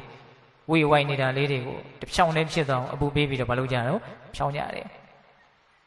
တစ္ဆကလက်သမားဆရာတို့သည်ဒါတုံတိရိုင်းတုံးကိုဓမယန္တိလက်နက်ကရိယာပစ္စည်းအကူအညီနဲ့ကိုအလိုရှိတဲ့ပုံသဏ္ဍာန်ဖြစ်အောင်ဖန်တီးကြတယ်ဥမာ၃မျိုးပြောတယ်နော်လေသမားတွေကရေကိုကိုလိုတဲ့နေရာကိုတွဲပြီးတော့ယူကြတယ်လေသမားတွေကမြားတံကိုအပူပေးပြီးတော့ဖြောင်းကြတယ်လက်သမားဆရာတွေကတစ်သားတုံးကိုနော်ကိုလိုချင်တဲ့ပုံသဏ္ဍာန်ရအောင်အမျိုးမျိုးသောလက်နက်ကရိယာတွေအကူအညီနဲ့ကြိုးစားဖန်တီးကြတယ်ဒါသူတို့လုပ်ကြတာပေါ့နော်ပညာရှိကတော့ဘာလုပ်တယ်လဲဘလို့သဘောရှိလဲအတ္တနံဓမ္မယန္တိပန္တိတာပန္တိတာကျိုးကြောင်းမြင်သည့်ပညာရှိတို့သည်အတ္တနံမိမိကိုယ်ကိုဝါမိမိရဲ့စိတ်ကိုဓမ္မယန္တိဆုံးမတယ်တဲ့နော်ပညာရှိကဘာလုပ်တယ်ကိုယ်ကိုဆုံးမတယ်ဒီနေ့မှာကိုယ်ကိုဆုံးမတယ်ဆိုတာကအဓိပ္ပာယ်နှမျိုးမကောင်းတာတွေမဖြစ်အောင်အားထုတ်တယ်မကောင်းတာလုပ်ရင်တော့ကိုယ်စင်ရဲတွင်ကိုတူးတာပဲမင်းမကောင်းတာကိုမလုပ်နဲ့လို့ကိုဆုံးမလားဟုတ်လားနောက်ကောင်းတာလုပ်ဖြစ်အောင်ကြိုးစားခြင်းဒီလည်းပဲကိုဆုံးမမှရတာတနည်းအားဖြင့်ကောင်းတာလုပ်ဖြစ်နေခြင်းဒီပဲနဲ့ကိုဆုံးမထားခြင်းလို့မဆိုနိုင်ဘူးလားကိုမဆုံးမပဲနဲ့ကောင်းတာဆိုတာဖြစ်မလာဘူးကိုမဆုံးမပဲနဲ့မကောင်းတာတွေဆိုတာမရှောင်နိုင်ဘူးဟုတ်လားဟောတော့ဒကာဓမ္မတို့ဦးဇင်းတို့ရဲ့စိတ်ပင်ကိုယ်သဘောလေးကမကောင်းတာဆိုရင်အလွန်ပျော်မွေ့တယ်ဒီစိတ်ကလေးကကောင်းတာဆိုရင်တော့အလွန်နှေးကွေးတယ်ဒါသူ့ရဲ့သဘာဝဘုရားဟောထားတာဟုတ်လားပါပသမေဓမ္မတိမနောတဲ့ဒီပါဠိလေးတွေလူတိုင်းရတယ်နော်ဒီဘက်ကဘာပြောတော့စိတ်ဟာမကောင်းမှုမှပျော်မွေ့တယ်ဒန္တန်ဟိကရောတောပုံညံတဲ့ကောင်းတာဆိုရင်တော့အလွန်နှေးတယ်တဲ့နေရွှေရက်ရွှေအချိန်ရွှေပြီးတော့ဆိုင်ခဆိုင်ခဖြည်းဖြည်းစိတ်ရဲ့သဘောဒါကြောင့်မြတ်စွာဘုရားကအဘိဓိဋ္ဌကလျာလေးကောင်းတာဆိုရင်မြန်လှုပ်လိုက်တဲ့စိတ်ကူးပေါက်လို့ရှိရင်ပါပန်စိတ်တနိဝါဒရေမကောင်းမှုကိုတော့ဒီစိတ်ထဲမဝင်အောင်တားရမယ်ဒီကထားလေးလည်းရှိတယ်နော်ဒါကြောင့်ဒကာဓမ္မတို့ဦးဇင်းတို့တွေစိတ်ကမကောင်းတာမှပျော်မွေ့တဲ့အတွက်ကြောင့်ကောင်းတာဆိုရင်အလွန်နှေးတဲ့အတွက်ကြောင့်ကိုမဆုံးပါဘဲနဲ့မကောင်းတာဆိုတာမရှောင်နိုင်ဘူးကိုမဆုံးပါဘဲနဲ့ဒါနမှုသီလမှုဘာဝနာမှုဆိုတဲ့ကောင်းမြတ်မှုတွေဟာဖြစ်မလာနိုင်ဘူးဟုတ်တယ်မဟုတ်လားဒါကြောင့်ကိုဆုံးမတယ်ဆိုတာမပြောတာတော့များမကောင်းတာတွေမဖြစ်အောင်ကြိုးစားအထောက်ခြင်းကောင်းတာတွေဖြစ်အောင်ကြိုးစားအထောက်ခြင်းအဲ့ဒါမြတ်စွာဘုရားကပညာရှိတယ်ဆိုတဲ့ပုဂ္ဂိုလ်တွေကအဲ့လိုမျိုးကိုအကျိုးရှိအောင်အကျိုးမဲ့တွေမဖြစ်အောင်ကြိုးစားအထောက်ကြတာဒါကိုဘာပြောတော့အတ္တနံဓမ္မယန္တိပန္တိတာပညာရှိဆိုတာကိုဆုံးမတယ်ဟုတ်သူများဆုံးမတာမဟုတ်ဘူးနော်ဗါတဲ့တော့ကိုဆုံးမတာသူများဆုံးမဖို့ကလွယ်တယ်ပေါ့ဟုတ်လားအေးဒါဦးဇင်းတို့ပြည်သက်ပေါင်းသူတော်ကောင်းတို့ဒီကထားလေးလည်းပဲမှတ်သားစရာကောင်းတယ်ပေါ့နော်လေသမားတွေကရေကိုလိုတဲ့နေရာတွေ့ယူကြတယ်ဒါသူတို့အလုပ်ပေါ့လေသမားတွေကမြားတံကိုအပူပေးပြီးတော့ဖြောင်းကြတယ်လက်သမားဆရာတွေကတစ်သားတုံးကိုလိုတဲ့ပုံသဏ္ဍာန်ရအောင်ဖန်တီးယူကြတယ်ပညာရှိတွေကတော့ကိုယ်စိတ်ကိုဆုံးမတယ်ဒီကထားလေးကိုဘာလို့မြတ်စွာဘုရားဟောတော့ဟောရခြင်းရဲ့အကြောင်းတရားလေးဒါလေးနဲ့ဆက်ပြီးတော့ပြောရင်ပို့ပြီးတော့အရသာရှိမယ်ပေါ့နောက်မြတ်စွာဘုရားလက်ထက်ကပန္တိတသာမဏေဆိုတာပေးတဲ့ကြားဦးတယ်နော်ကတ္တဗမြတ်စွာဘုရားရဲ့လက်ထက်ကမဟာဒုဆိုတဲ့ပုဂ္ဂိုလ်ကနေဖြစ်လာတာပေါ့ကျန်ဒီကံဆရာဘုရားကြီးဟောထားတဲ့မဟာဒုအကြောင်းကျတော့လူတိုင်းကြားဝင်ထင်တယ်ဟုတ်လားထားပါတော့သူ့ရဲ့အကြောင်းကပြောရင်အရန်ရှိသွားမယ်နော်အဲ့ဒီပန္တိတကိုရင်ပန္တိတသာမဏေလေးခုနှစ်သားဘဝသူ့ရဲ့အလိုဆန္ဒအရောက်မိဘတွေကအလွန်ချမ်းသာပါတယ်သူ့ရဲ့ဆန္ဒကိုဘယ်တော့မှမလွန်ဆန်ဘူးသားဖြစ်ချင်တာကိုလုပ်ပေးမယ်လို့မိခင်ကအဲ့ဒီရှိမှန်းချက်ရှိတယ်ဒါကြောင့်ဒီသားလေးကခုနှစ်သားလေးအရွယ်မှာကိုရင်ဝတ်ချင်တယ်ဆိုတော့ဝတ်ပေးလိုက်တာအဲ့ဒါသူတို့ကိုးကွယ်တဲ့သူတို့ကြည်ညိုတဲ့ရှင်သာရိပုတ္တရာကိုရမြတ်ကြီးရဲ့စီမှာဝတ်ပေးတာအဲ့ဒီကိုရင်လေးခုနှစ်သားလေးကတပိတ်ကလေးပိုက်ပြီးတော့ရှင်သာရိပုတ္တရာရဲ့နောက်ကိုဆုံးခံလိုက်တာအဲ့လိုဆုံးခံလိုက်ရင်းနဲ့ဇေတဝန်ကျောင်းတဲ့သာဝတိမျိုးရဲ့ကြားထဲမှာလေကွင်းတွေရှိမှာ哦အဲ့ဒီလေကွင်းတွေကိုဖြတ်ပြီးတော့ရှောက်ကြတော့ဆရာတပည့်နှစ်ပါးဒါလေခွင်းတွေထဲမှာလေသမားတွေပေါက်ပြားတွေတရုံနေနဲ့အလုပ်ရှုပ်နေတာရှိတယ်။ဘာလို့နေတော့ရေကိုလိုတဲ့နေရာကိုသွေးပြီးတော့ယူကြတာ။ဟုတ်လား။အဲ့ဒါကိုမြင်တဲ့အခါကျတော့ကိုရင်ကဗာမေးတော့ဆိုတော့ရှင်ဘုရားတဲ့ဒီရေတွေမှာစိတ်ရှိလားတဲ့မေးတယ်။သူကကလေးဆိုတော့ဒီရေမှာစိတ်မြင့်ရှိလေသလားဆိုတဲ့အတွေးပေါ့။အော်ဆိုဒီက ဘေးကဘောင်ကလေးကန့်ပြီးတော့ကိုလိုတဲ့နေရာကိုနှိမ့်တဲ့နေရာလေးခက်နှိမ့်တဲ့နေရာလေးတို့ဆွဲခေါ်လာလို့ရတယ်လို့မျိုးနော်ခွေးကိုထင်ရလုံးလေးပြပြီးတော့ခေါ်လိုက်တော့ခွေးကကောက်ကောက်နဲ့လိုက်လာဟုတ်လားရေကိုလည်းပဲနှိမ့်တဲ့နေရာလေးကိုဘောင်ကလေးကပ်ပြီးတော့ခေါ်လာတော့ရေကလည်းဘာဖြစ်လာလိုက်လာတယ်ဆိုတဲ့သဘောမျိုးပေါ့ဒါကိုကြည့်ပြီးတော့ကိုလိုတဲ့နေရာကိုယူလို့ရတယ်ဆိုတော့ဒီစိတ်ကဒီရေကစိတ်မြန်းရှိလေသလားဒါသူ့အတွေးပေါ့အဲ့လိုစိတ်ရှိလားလို့မေးတော့ရှင်သာရိပုတ္တရာကကိုရင်ရေမှာစိတ်ပဲရှိပါမလို့မရှိဘူးအဲ့လိုလည်းပြောလိုက်ရောကိုရင်ကစိတ်မရှိတဲ့ရေကိုတောင်ကိုလိုသလိုလှုပ်ယူလို့ရတယ်ဆိုရင်စိတ်ရှိတဲ့ငါသည်ဘယ်နဲ့ကြောင့်ငါကိုငါလိုသလိုလှုပ်လို့မရပဲရှိရမလဲတွေးတဲ့ကြတော့အလွန်မြင့်သွားပြီနော်အေးရှင်သာကြီးတောက်မဲ့မိခဲ့ရဲဆိုတာအဲ့ဒါမျိုးလောကနီတီတွေကစကားတောင်အမှတ်ရမိတယ်နော်စူးကိုဘဇူးချွန်လို့ချွန်နေတာလေတဲ့ဘဇူးကသွေးပြီးလို့ချွန်နေတာလေတဲ့နော်တော်တွေကသမင်းရဲ့မျက်လုံးကိုဘဇူးကမျက်စင်းခတ်ပြီးလို့ကြီးနေတာလေတဲ့ဟုတ်လားသူ့အကြောင်းနဲ့သူကြိုးပေါ့နော်ခုလည်းပဲသူကပါတော့ပါရမီတွေအများကြီးဖြည့်ခဲ့တာ哦အတွေးတွေကမြင့်ဟုတ်လားအဲ့ဒါနဲ့ဦးဇင်းတို့ရှေ့ဆက်သွားတဲ့ခါကျတော့မုတ်ဆိုးတွေနေတဲ့ရက်ွက်တစ်ခွက်ကိုရောက်တယ်ပေါ့အစွန်ဖျားအဲ့ဒါမုတ်ဆိုးတွေကဘာလို့တုံးဆိုမြားတန်လေးတွေကိုဝါတန်လေးတွေကိုအပူပေးပြီးတော့မျက်စိတစ်ဖက်မှိတ်ပြီးတော့ဖြောက်အောင်ကြည့်ပြီးတော့ဖြောင်းကြတယ်အဲ့ဒါကိုမြင်မြန်တော့ကိုရင်လေးကမေးပြန်တယ်သူကတထေတာဓာတ်တွေကိုမြင်ခဲ့ဘူးတာမဟုတ်ရှင်ဘုရားဒီဝါတန်လေးတွေမှာကိုစိတ်ရှိလားတဲ့နော်အပူပေးပြီးတော့ဖြောင်းတော့စောစောကကောက်တဲ့အနေထားလေးကဖြောင်းသွားတာပေါ့စိတ်ရှိတယ်လို့သူထင်ကောင်းထင်ပဲပေါ့ကိုရင်ဝါဒမှာစိတ်ပဲရှိပါမလို့အဲ့လိုလည်းပြောလိုက်ရောကိုရင်ကစဉ်းစားပြန်နေတဲ့စိတ်မရှိတဲ့ဝါဒကိုတောင်ကိုလိုသလိုဖြောင်းလို့ရတယ်ဆိုလို့ရှိရင်စိတ်ရှိတဲ့ငါဒီဘာကြောင့်ငါကောင်ကငါလိုသလိုဖြောင်းလို့မရပဲရှိရမလဲနှစ်ချက်ရှိပြီနော်အဲ့ဒါနဲ့ရှေ့ဆက်သွားတဲ့ခါကျတော့လက်သမားဆရာတွေအလုပ်လုပ်နေကြတဲ့လက်သမားအိမ်တန်းရားတွေကိုသူတို့ဖြတ်ကြတယ်ဖြတ်လျှောက်ကြတော့လက်သမားဆရာတွေကတက်သားတုံးတွေကိုလက်နက်ကရိယာပစ္စည်းစောက်တို့လွှားတို့တူတို့ဘဲကိုတို့ဓာတ်တို့ဟုတ်အကုန်လုံးကိုလိုချင်တဲ့ပုံသဏ္ဍာန်ရအောင်ဒီပစ္စည်းကရိယာကူညီတွေနဲ့ကြိုးစားအထောက်နေကြတာကိုတွေ့တော့ကိုရင်ကမေးပြန်တယ်ဒီတင်သားတို့နေမှာစိတ်ရှိလားဖေ။မရှိဘူးကိုရင်တင်သားလည်းစိတ်မရှိဘူးအဲ့လိုလည်းဖြေတော့ကိုရင်ကစိတ်မရှိတဲ့တင်သားကိုတောင်ကိုလိုသလိုလုပ်လို့ရတယ်ဆိုရင်ငါကောင်ကငါလိုသလိုဖြစ်အောင်လုပ်မယ်ဘာလို့မရမှာလဲသူဖြစ်ချင်တာကဘာလဲသူလိုချင်တာကဘာလဲသူကိုသူတော်ကောင်းတရားဖြစ်ချင်တာပေါ့ဟောတရားသူတရားမြတ်ကိုထူထွန်းပြီးတော့သိတယ်အသိဉာဏ်နဲ့ပြည့်စုံတဲ့ပုဂ္ဂိုလ်တရားဖြစ်ချင်တာပေါ့အဲ့ဒါနဲ့ကိုရင်ကဆုံးဖြတ်ချက်ချတယ်ရှင်ဗျာတဲ့တပည့်တော်ဆုံးကမလိုက်တော့ဘူးတဲ့ကြောင်းပြန်ပြီးတော့သူတော်ကောင်းတရားကိုကျင့်သုံးမယ်အဲ့ဒါနဲ့ကိုရင်လေးကကြောင်းပြန်ကြွားသွားတာဗျာတကယ်အာဃပဲဟုတ်လားအဲ့ဒါကြောင်းရောက်တဲ့အခါကျတော့သူ့ရဲ့သင်္ကန်းကြောင်းလေးထဲဝင်ပြီးတော့တရားအားထုတ်တယ်ဘုံကံကလည်းပါတယ်ပေါ့နော်တရားမင်းကတောင်မှနေမိုးမလွဲအောင်ဝိုင်းဝန်းပြီးတော့ကုညီရတဲ့အနေအထားမှာရှိတယ်သူ့အကြောင်းကပြောရင်အလုံးအားရစရာကောင်းပါတယ်တူတူပြောရမယ်ဆိုရင်တော့အဲ့ဒီကိုရင်ပန္တိတသည်ယန္တာဖြစ်တယ်အဲ့ဒီယန္တာဖြစ်ခြင်းကိုအကြောင်းပြုပြီးတော့မြတ်စွာဘုရားကစောစောကဂါထာလေးကိုဟောတာမြတ်စွာဘုရားဘာမှဦးဇင်းတို့အစမ်းတကြီးကြီးဖြည့်ရွှက်ပြီးတော့ပြောထားတာမရှိဘူးဒါပေမဲ့အလွန်တရာမှလေးနေတဲ့ဒေသနာတစ်ခုရမလားဟုတ်လားရလာတယ်လောကမှာဖြစ်နေတဲ့အခြေအနေတွေနဲ့အဝင်ခွင့်ကြဖြစ်အောင်ဥမာပေးပြီးတော့တကယ်အနှစ်အသားကိုထုတ်ပြတယ်တကယ်အနှစ်အသားကဘာလို့ပညာရှိဆိုတာကိုဆုံးမတယ်ပညာရှိသည်ကိုဆုံးမတယ်ဆိုတာလေးကိုပေါ်လေအောင်ရှေ့ကဥမာဘယ်နှခုပေးထားတယ်သုံးခုပေးထားတယ်လေသမားတွေကတော့ရေကိုလိုတဲ့နေရာယူကြရမယ်ဒါသူတို့အလုပ်ကိုဒါမှသူတို့ရဲ့စိုက်ခင်းတွေအောင်မြင်မှာပေါ့ဟုတ်လားလေသမားတွေကတော့မြားတံကိုဖြောင်းရမယ်ဒါမှသာလည်းပြစ်မှတ်ကိုထိမှာပေါ့နော်လက်သမားဆရာတွေကတော့ကိုလိုချင်တဲ့ပုံသဏ္ဍာန်ကိုဖန်တီးရမယ်ဒါမှလူအသုံးဆောင်ပစ္စည်းကိုရမှာပေါ့ဟုတ်လားအဲ့လိုပဲတန်ဖိုးရှိခြင်းနဲ့စိုက်ခင်းတွေရေအောင်တယ်လို့မျိုးမြားတံတွေဖြောင်းပြီးတော့လူရင်းကိုရောက်တယ်လို့မျိုးတေရိုင်းတုံးတွေလူရဲ့အသုံးဆောင်ပစ္စည်းတွေဖြစ်လာတယ်လို့မျိုးကိုလည်းပဲတန်ဖိုးရှိတဲ့နော်ချမ်းသာတဲ့မစင်ရဲတဲ့တကယ်အရေးပါတဲ့အရာတွေနဲ့ပြည့်စုံတဲ့လူတစ်ယောက်ဖြစ်ခြင်းတယ်ဆိုလို့ရှိရင်လည်းပဲအမျှော်မြင်ရှိတဲ့အကြောင်းအကျိုးကိုသိတဲ့ပုဂ္ဂိုလ်ဟာဘာလို့ရမလို့ကိုဆုံးမရမယ်ဒါကြောင့်ပိဋကပေါင်းသူတော်ကောင်းတို့ပညာရှိတို့ရဲ့သဘောတဘာဝကိုဆုံးမတာသောတော်တုံးကလူမိုက်တို့ရဲ့သဘောတဘာဝနဲ့တော့စန့်ကျင်ပကြီးဖြစ်မနေဘူးလားလူမိုက်တွေကတော့မကောင်းတာတွေကိုလုပ်ပြီးတော့ကိုဒုက္ခရောက်အောင်အထုတ်နေကြတာကိုယ့်ရဲ့နှုတ်နှလုံးသုံးပါးကိုစောင့်ထိန်ခြင်းမရှိဘူးဆုံးမခြင်းမရှိဘူးလှုပ်ခြင်းစိတ်ပေါ်ရင်လှုပ်လိုက်မှာပဲပြောခြင်းစိတ်ပေါ်ရင်ပြောချလိုက်မှာပဲတွေးခြင်းစိတ်ပေါ်ရင်တွေးလိုက်မှာပဲဘာမှစောင့်စည်းတာတွေထိမ့်သိမ့်တာတွေငါကိုရှင်ရဲစေမဲ့အလုပ်တွေလားငါကိုချမ်းသာစေမဲ့အလုပ်တွေလားဘာမှစီစစ်တာတွေဝေဖန်တာတွေမရှိဘူးလှုပ်ချင်တာလှုပ်ဟုတ်လားလူမိုင်းနဲ့ပညာရှိဆိုတာအဲ့လိုမျိုးဖြောင်းမြောင်ကြီးစန့်ကျင်မနေဘူးလားဗျာနေတယ် ဒါကဦးဇင်းတို့ဒီကနေ့ညနှစ်ပိုင်းပြောမဲ့အပိုင်းကတစ်ပိုင်းပေါ့လူမိုက်ဆိုတာကတော့မကောင်းတာတွေကိုလုပ်ကြရင်းနဲ့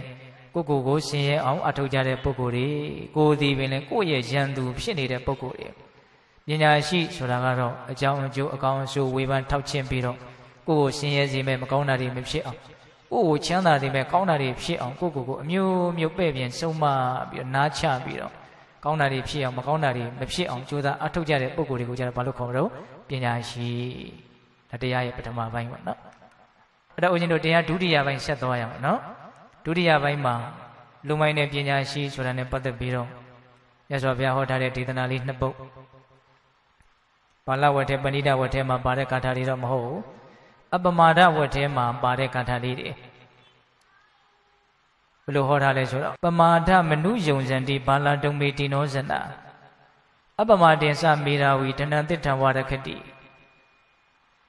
ဘာလာဒုံမေတိနောဇနာဒုံမေတိနောဉာဏ်နေသောဘာလာမိုက်မဲသောဇနာလူတို့သည်ဉာဏ်မရှိတဲ့လူမိုက်တွေဟာတဲ့ပမာဒမေ့လျော့ခြင်းကိုအနုယုံဇန္တိအဖမ်းမှာအထုတ်နေကြတယ်လူမိုက်တွေဟာ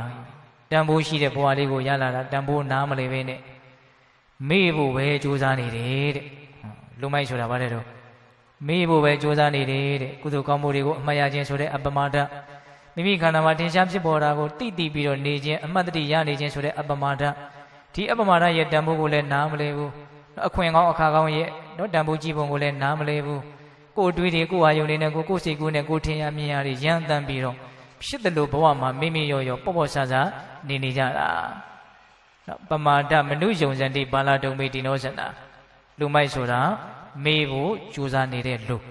တနည်းအားဖြင့်ပိုရှင်းအောင်ပြောရရင်တော့လူမိုက်တွေဆိုတာမေ့နေကြတာမေ့နေမယ်ဆိုရင်လူမိုက်လို့ပြောရမရဘူးလားဗျာရောက်တယ်အပမာတင်စမေရာဝီဒဏ္ဍတိထံဝရခတိဟောမေရာဝီကျိုးကြောင်းမြင်သည့်ပညာရှိတို့သည်ဒီမှာပဏိတလို့တော့မသုံးဘူးနော်မေရာဝီကလည်းပညာရှိအတူတူပါပဲ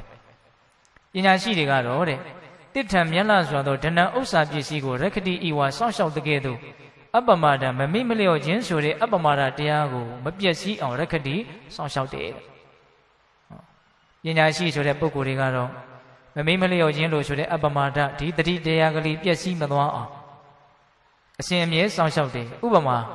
အလွန်တန်ဖိုးကြီးမြတ်တဲ့ဥစ္စာပစ္စည်းကိုစောင့်ရှောက်တယ်လို့မျိုးတဲ့ဒဏ္ဍတိထံဝရခတိဆိုကြပါစို့ဒီကဓမ္မတို့ဦးဇင်းတို့မှာသိန်း6000လောက်တန်မဲ့နော်ကြောက်တလုံးလောက်မြန်ရှိမယ်ဆိုရင်မလုပ်ထားတော့ထိန်းထားမှာပေါ့မပျက်စီးအောင်ကာကွယ်စောင့်ရှောက်ထားရမှာပေါ့မပျက်စီးလွယ်တဲ့နေရာလူယူသွားနိုင်မဲ့နေရာပေါက်လို့ပဲစားပြစ်ထားလို့ရမလားမရအလွန်တန်ဖိုးကြီးတဲ့ပစ္စည်းဖြစ်လေလုံခြုံမပြောင်းမပြတ်အောင်ကာကွယ်စောင့်ရှောက်ထိန်းရလေတယ်ပေါ့ဟုတ်လားအဲ့တော့ပညာရှိဆိုတာကဒီအပမာဒတရားကိုမပျက်စီးအောင်သူကာကွယ်စောင့်ရှောက်တယ်အပမာဒတရားမပျက်စီးအောင်ကာကွယ်တယ်ဆိုတာကပမာဒမဖြစ်အောင်ကြိုးစားခြင်းကိုပြောတာပါပမာဒမေ့သွားပြီဆိုရင်အပမာဒကအဲ့ဒီချိန်မှာပျက်စီးသွားတယ်ဘာလို့သူတို့ကအပမာဒတရားလေးကိုမပျက်စီးအောင်ကာကွယ်စောင့်ရှောက်တာတော့ဆိုတော့အပမာဒတရားသည်တန်ဖိုးအလွန်ကြီးမြင့်နေလို့သိလို့ပေါ့ဟုတ်လားဘဝမှာသူတော်ကောင်းတရားသည်တန်ဖိုးအကြီးမားဆုံးပဲနော်ဘာဖြစ်လို့ဆိုတော့လောကီဥစ္စာပစ္စည်းတွေလောကီအချမ်းကြော်စောဂုံအစရှိတဲ့လူသားမန်တွေတန်ဖိုးထားတဲ့အရာတွေကဖြစ်ပေါ်စေတဲ့ချမ်းသာဒုက္ခတွေသူတော်ကောင်းတရားကဖြစ်ပေါ်စေတဲ့ချမ်းသာဒုက္ခက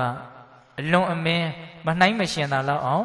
ထူးခြားကြီးကျယ်တဲ့အတွက်ကြောင့်သူတော်ကောင်းတရားသည်လောကကြီးမှာတန်ဖိုးအကြီးမားဆုံးဒါတော့အလုံးလက်ခံကြမယ်ထင်ပါတယ်နော်အဲ့ဒီသူတော်ကောင်းတရားတွေထဲမှာလည်းပဲအပမာဒတရားသည်ခေါင်းအချုပ်လို့ဒီလိုပြောရမယ်ဒါကြောင့်မြတ်စွာဘုရားကကုန်းတော်တွေရဲ့ခြေရာတွေထဲမှာစင်ခြေရာကိုအကြီးကျယ်ဆုံးလို့ဆိုရမယ်တဲ့ဘယ်ကုန်းတော်ရဲ့ခြေရာမျိုးကိုဖြစ်စင်ခြေရာတဲ့ကိုထည့်လိုက်ရင်အကျုံးဝင်သွားတယ်အဲ့လိုပဲသူတော်ကောင်းတရားတွေထဲမှာအပမာဒဆိုတဲ့ဒီမမေ့တဲ့သဘောလေးဒီတတိတရားလေးဟာအကြီးကျယ်ဆုံးအမြင့်မြတ်ဆုံးဘယ်သူတော်ကောင်းတရားမျိုးကိုမဆိုအပမာဒတဲ့ကိုထည့်လိုက်ရင်ကျုံးဝင်သွားတယ်ဒါကြောင့်အပမာဒတရားဒီသူတော်ကောင်းတရားတွေထဲမှာအခြေခံအကြဆုံးအကြီးကျယ်ဆုံးသူတော်ကောင်းတရားလို့ဆိုနိုင်မို့လားဆိုနိုင်တယ်ဒီအပမာဒဆိုတဲ့တတိတရားရှိမှကျန်တဲ့သူတော်ကောင်းတရားတွေဆိုတာပြည့်စုံနိုင်တာသူမရှိရင်ကျန်တဲ့သူတော်ကောင်းတရားတွေမပြည့်စုံနိုင်ဘူးဒါကြောင့်အပမာဒရဲ့တန်ဖိုးသူ့ရဲ့စွမ်းရည်တတ္တိကိုနားလေတဲ့ပုဂ္ဂိုလ်တွေကဒီအပမာဒတရားလေးကိုမပြည့်စည်အောင်မလုပ်တော့ ကာကွယ်ဆောင်ရှောက်တယ်ဥပမာတန်ဖိုးကြီးတဲ့ဥစ္စာပစ္စည်းကိုမပျက်စီးအောင်ဆောင်ရှောက်ထိန်းသိမ်းတယ်လို့မျိုးဒီလိုလေးဥမာပေးတာဟုတ်လားဒါကြောင့်ပေးတဲ့ပေါင်းသူတော်ကောင်းတို့ဒီကထာလေးကိုနည်းနည်းကောက်ချက်ချကြည့်မယ်နော်အတိညာနှုံနဲ့မိုက်မဲတဲ့ပုဂ္ဂိုလ်တွေကတော့ဘဝမှာမေ့ဖို့ပဲကြိုးစားနေကြတယ်တနည်းအားဖြင့်မေ့လျော့မှုနဲ့ပဲနေကြတယ်ကြောင်းကျိုးမြင်သည့်ပညာရှိတယ်ဆိုတဲ့ပုဂ္ဂိုလ်တွေကတော့မြတ်သောဥစ္စာပစ္စည်းကိုကာကွယ်ဆောင်ရှောက်တယ်လို့အပမဒတရားကိုမပျက်စီးအောင်ကာကွယ်ဆောင်ရှောက်တယ်ဒါကဥရှင်တို့ပထမဂါထာလေးပေါ့နောက်ဒုတိယဂါထာဒီဂါထာလေးနဲ့ဇက်တိုက်ဟောတဲ့ဂါထာရှိတယ်အဲ့ဒါကမေ့ပြီးတော့မနေဖို့တိုက်တွန်းပြီးတော့မမေ့မလျော့နေမယ်ဆိုရင်တော့အလွန်တရာအကျိုးကျေးဇူးများတယ်ဆိုတာလေးကိုအနှစ်ချုပ်ပြီးတော့ဟောတာမဟာပမာဒမနုယုံစီထမဟာကမ္မရတိတန်ထဝောအပမထောဟိဇာယံတောပပောတိဝိပုလံဒုက္ခပမာဒမေ့လျော့ခြင်းကိုမဟာအနုယုံစီထအဖာမှန်ကြိုးစားအထုတ်ပြီးတော့မနေကြနဲ့တဲ့ခဏခဏမေ့မနေနဲ့မေ့နေတာကြီးတည်းမှာပြောမနေနဲ့မေ့မနေနဲ့မျောမနေနဲ့ပေါ့ကိုသတိလေးပေးပေါ့နော်မနေ့တုန်းကလည်းပဲဒီလိုပဲမေ့လျော့နေခဲ့တယ်တနေ့ကလည်းဒီလိုပဲမေ့လျော့နေခဲ့တယ်နော်အရင်လကလည်းဒီလိုပဲနေခဲ့တယ်အရင်နှစ်ကလည်းဒီလိုပဲနေခဲ့တယ်ဘာထူးလဲလို့မေးရင်ဘာမှသိပြီးတော့မထူးဒီတိုင်းလေးပဲသွားပြီးတော့နောင်လည်းပဲဒီလိုပဲမေ့လျော့ပြီးတော့နေပဲဟောဒါဘာလို့နေတာလို့ဆိုတော့မေ့ဖို့ကြိုးစားနေကြတာမေ့မှုမှာပဲပျော်နေကြတာအဲ့ဒါကိုမြတ်စွာဘုရားဘာပြောတော့မဟာပမာဒမနုယုံစီထမေ့ခြင်းကိုကြိုးစားမနေနဲ့မေ့ဖို့အားထုတ်မနေနဲ့မဟာကာမရတိတန်ထဝောဝိထုကာမကိလေသာကာမတို့ဖြင့်ပျော်မွေခြင်းဆိုတဲ့တရားကိုလည်းပဲအဖန်မှန်ကြိုးစားအားထုတ်မနေကြနဲ့တဲ့ဒီနေရာမှာဝိထုကာမကိလေသာကာမလို့ကာမနဲ့ပြောတဲ့နေရာမှာကာမကိုနှစ်မျိုးပြောတယ်နော်ဝိထုကာမကိလေသာကာမဝိထုကာမဆိုတာကမမောเสียလောဘဖြစ်เสียအာယုန်တွေပေါ့နော်ကြည်ကျင်เสียကောင်းတဲ့အစင်မျိုးစုံကြားကျင်เสียကောင်းတဲ့အတန်မျိုးစုံနမ်းရှူကျင်เสียကောင်းတဲ့အနံ့မျိုးစုံစားတော့ကျင်เสียကောင်းတဲ့အရာသာမျိုးစုံတွေ့ထိကျင်เสียကောင်းတဲ့အတွေ့အထိမျိုးစုံအဲ့ဒါကိုဘာလို့ခေါ်တော့ဝိထုကာမကိလေသာကာမဆိုတာကအဲ့လိုမျက်နှိုးเสียကောင်းတဲ့ကိုယ်စိတ်ထဲမှာကောင်းတယ်လို့ထင်တဲ့ဒီအာယုန်တွေနဲ့ပတ်သက်ပြီးတော့ဆွဲလန်းတဲ့သဘောမမောတဲ့သဘောတက်မဲ့တဲ့သဘောဒါကိုဘာလို့ခေါ်တော့ကိလေသာကာမဟုတ်လားအဲ့ဒါမြတ်စွာဘုရားကကာမရတိတန်ထဝောကာမ၌မွေ့လျော်ခြင်းနဲ့ဆက်ဆက်ပြီးတော့ဒါကိုရစ်ပတ်နှောင်ဖွဲ့ပြီးတော့ဒါကိုလည်းပဲအဖန်မှန်ကြိုးစားအားထုတ်ပြီးတော့မနေကြနဲ့လို့ဒီလိုပြောတယ်။ဟောတော့အလွန်တရာအကျိုးမဲ့တဲ့အတွက်ကြောင့်ဟုတ်လားမေ့နေမယ်ဆိုရင်လည်းအကျိုးရှိတာမဖြစ်နိုင်ဘူး။ကာမထဲမှာပဲပြောပြီးတော့နေမယ်ဆိုရင်လည်းပဲတကယ်အကျိုးရှိတာကိုမရနိုင်ဘူး။ဟုတ်လားမမေ့မလျော့နေမှသာလေရင်တကယ်အကျိုးရှိတာကိုရနိုင်ပဲ။ဒါကြောင့်မမေ့နဲ့လို့ခေါ်တာ။တော့မမေ့မလျော့နေလို့ရှိရင်ဘလို့အကျိုးကျေးဇူးရနိုင်လို့ဒုတိယနှစ်ပါးရဖြစ်မြတ်စွာဘုရားပြောတော့အပမဒင်္စဇာယံတောပပောတိဝိပုလံဒုက္ခ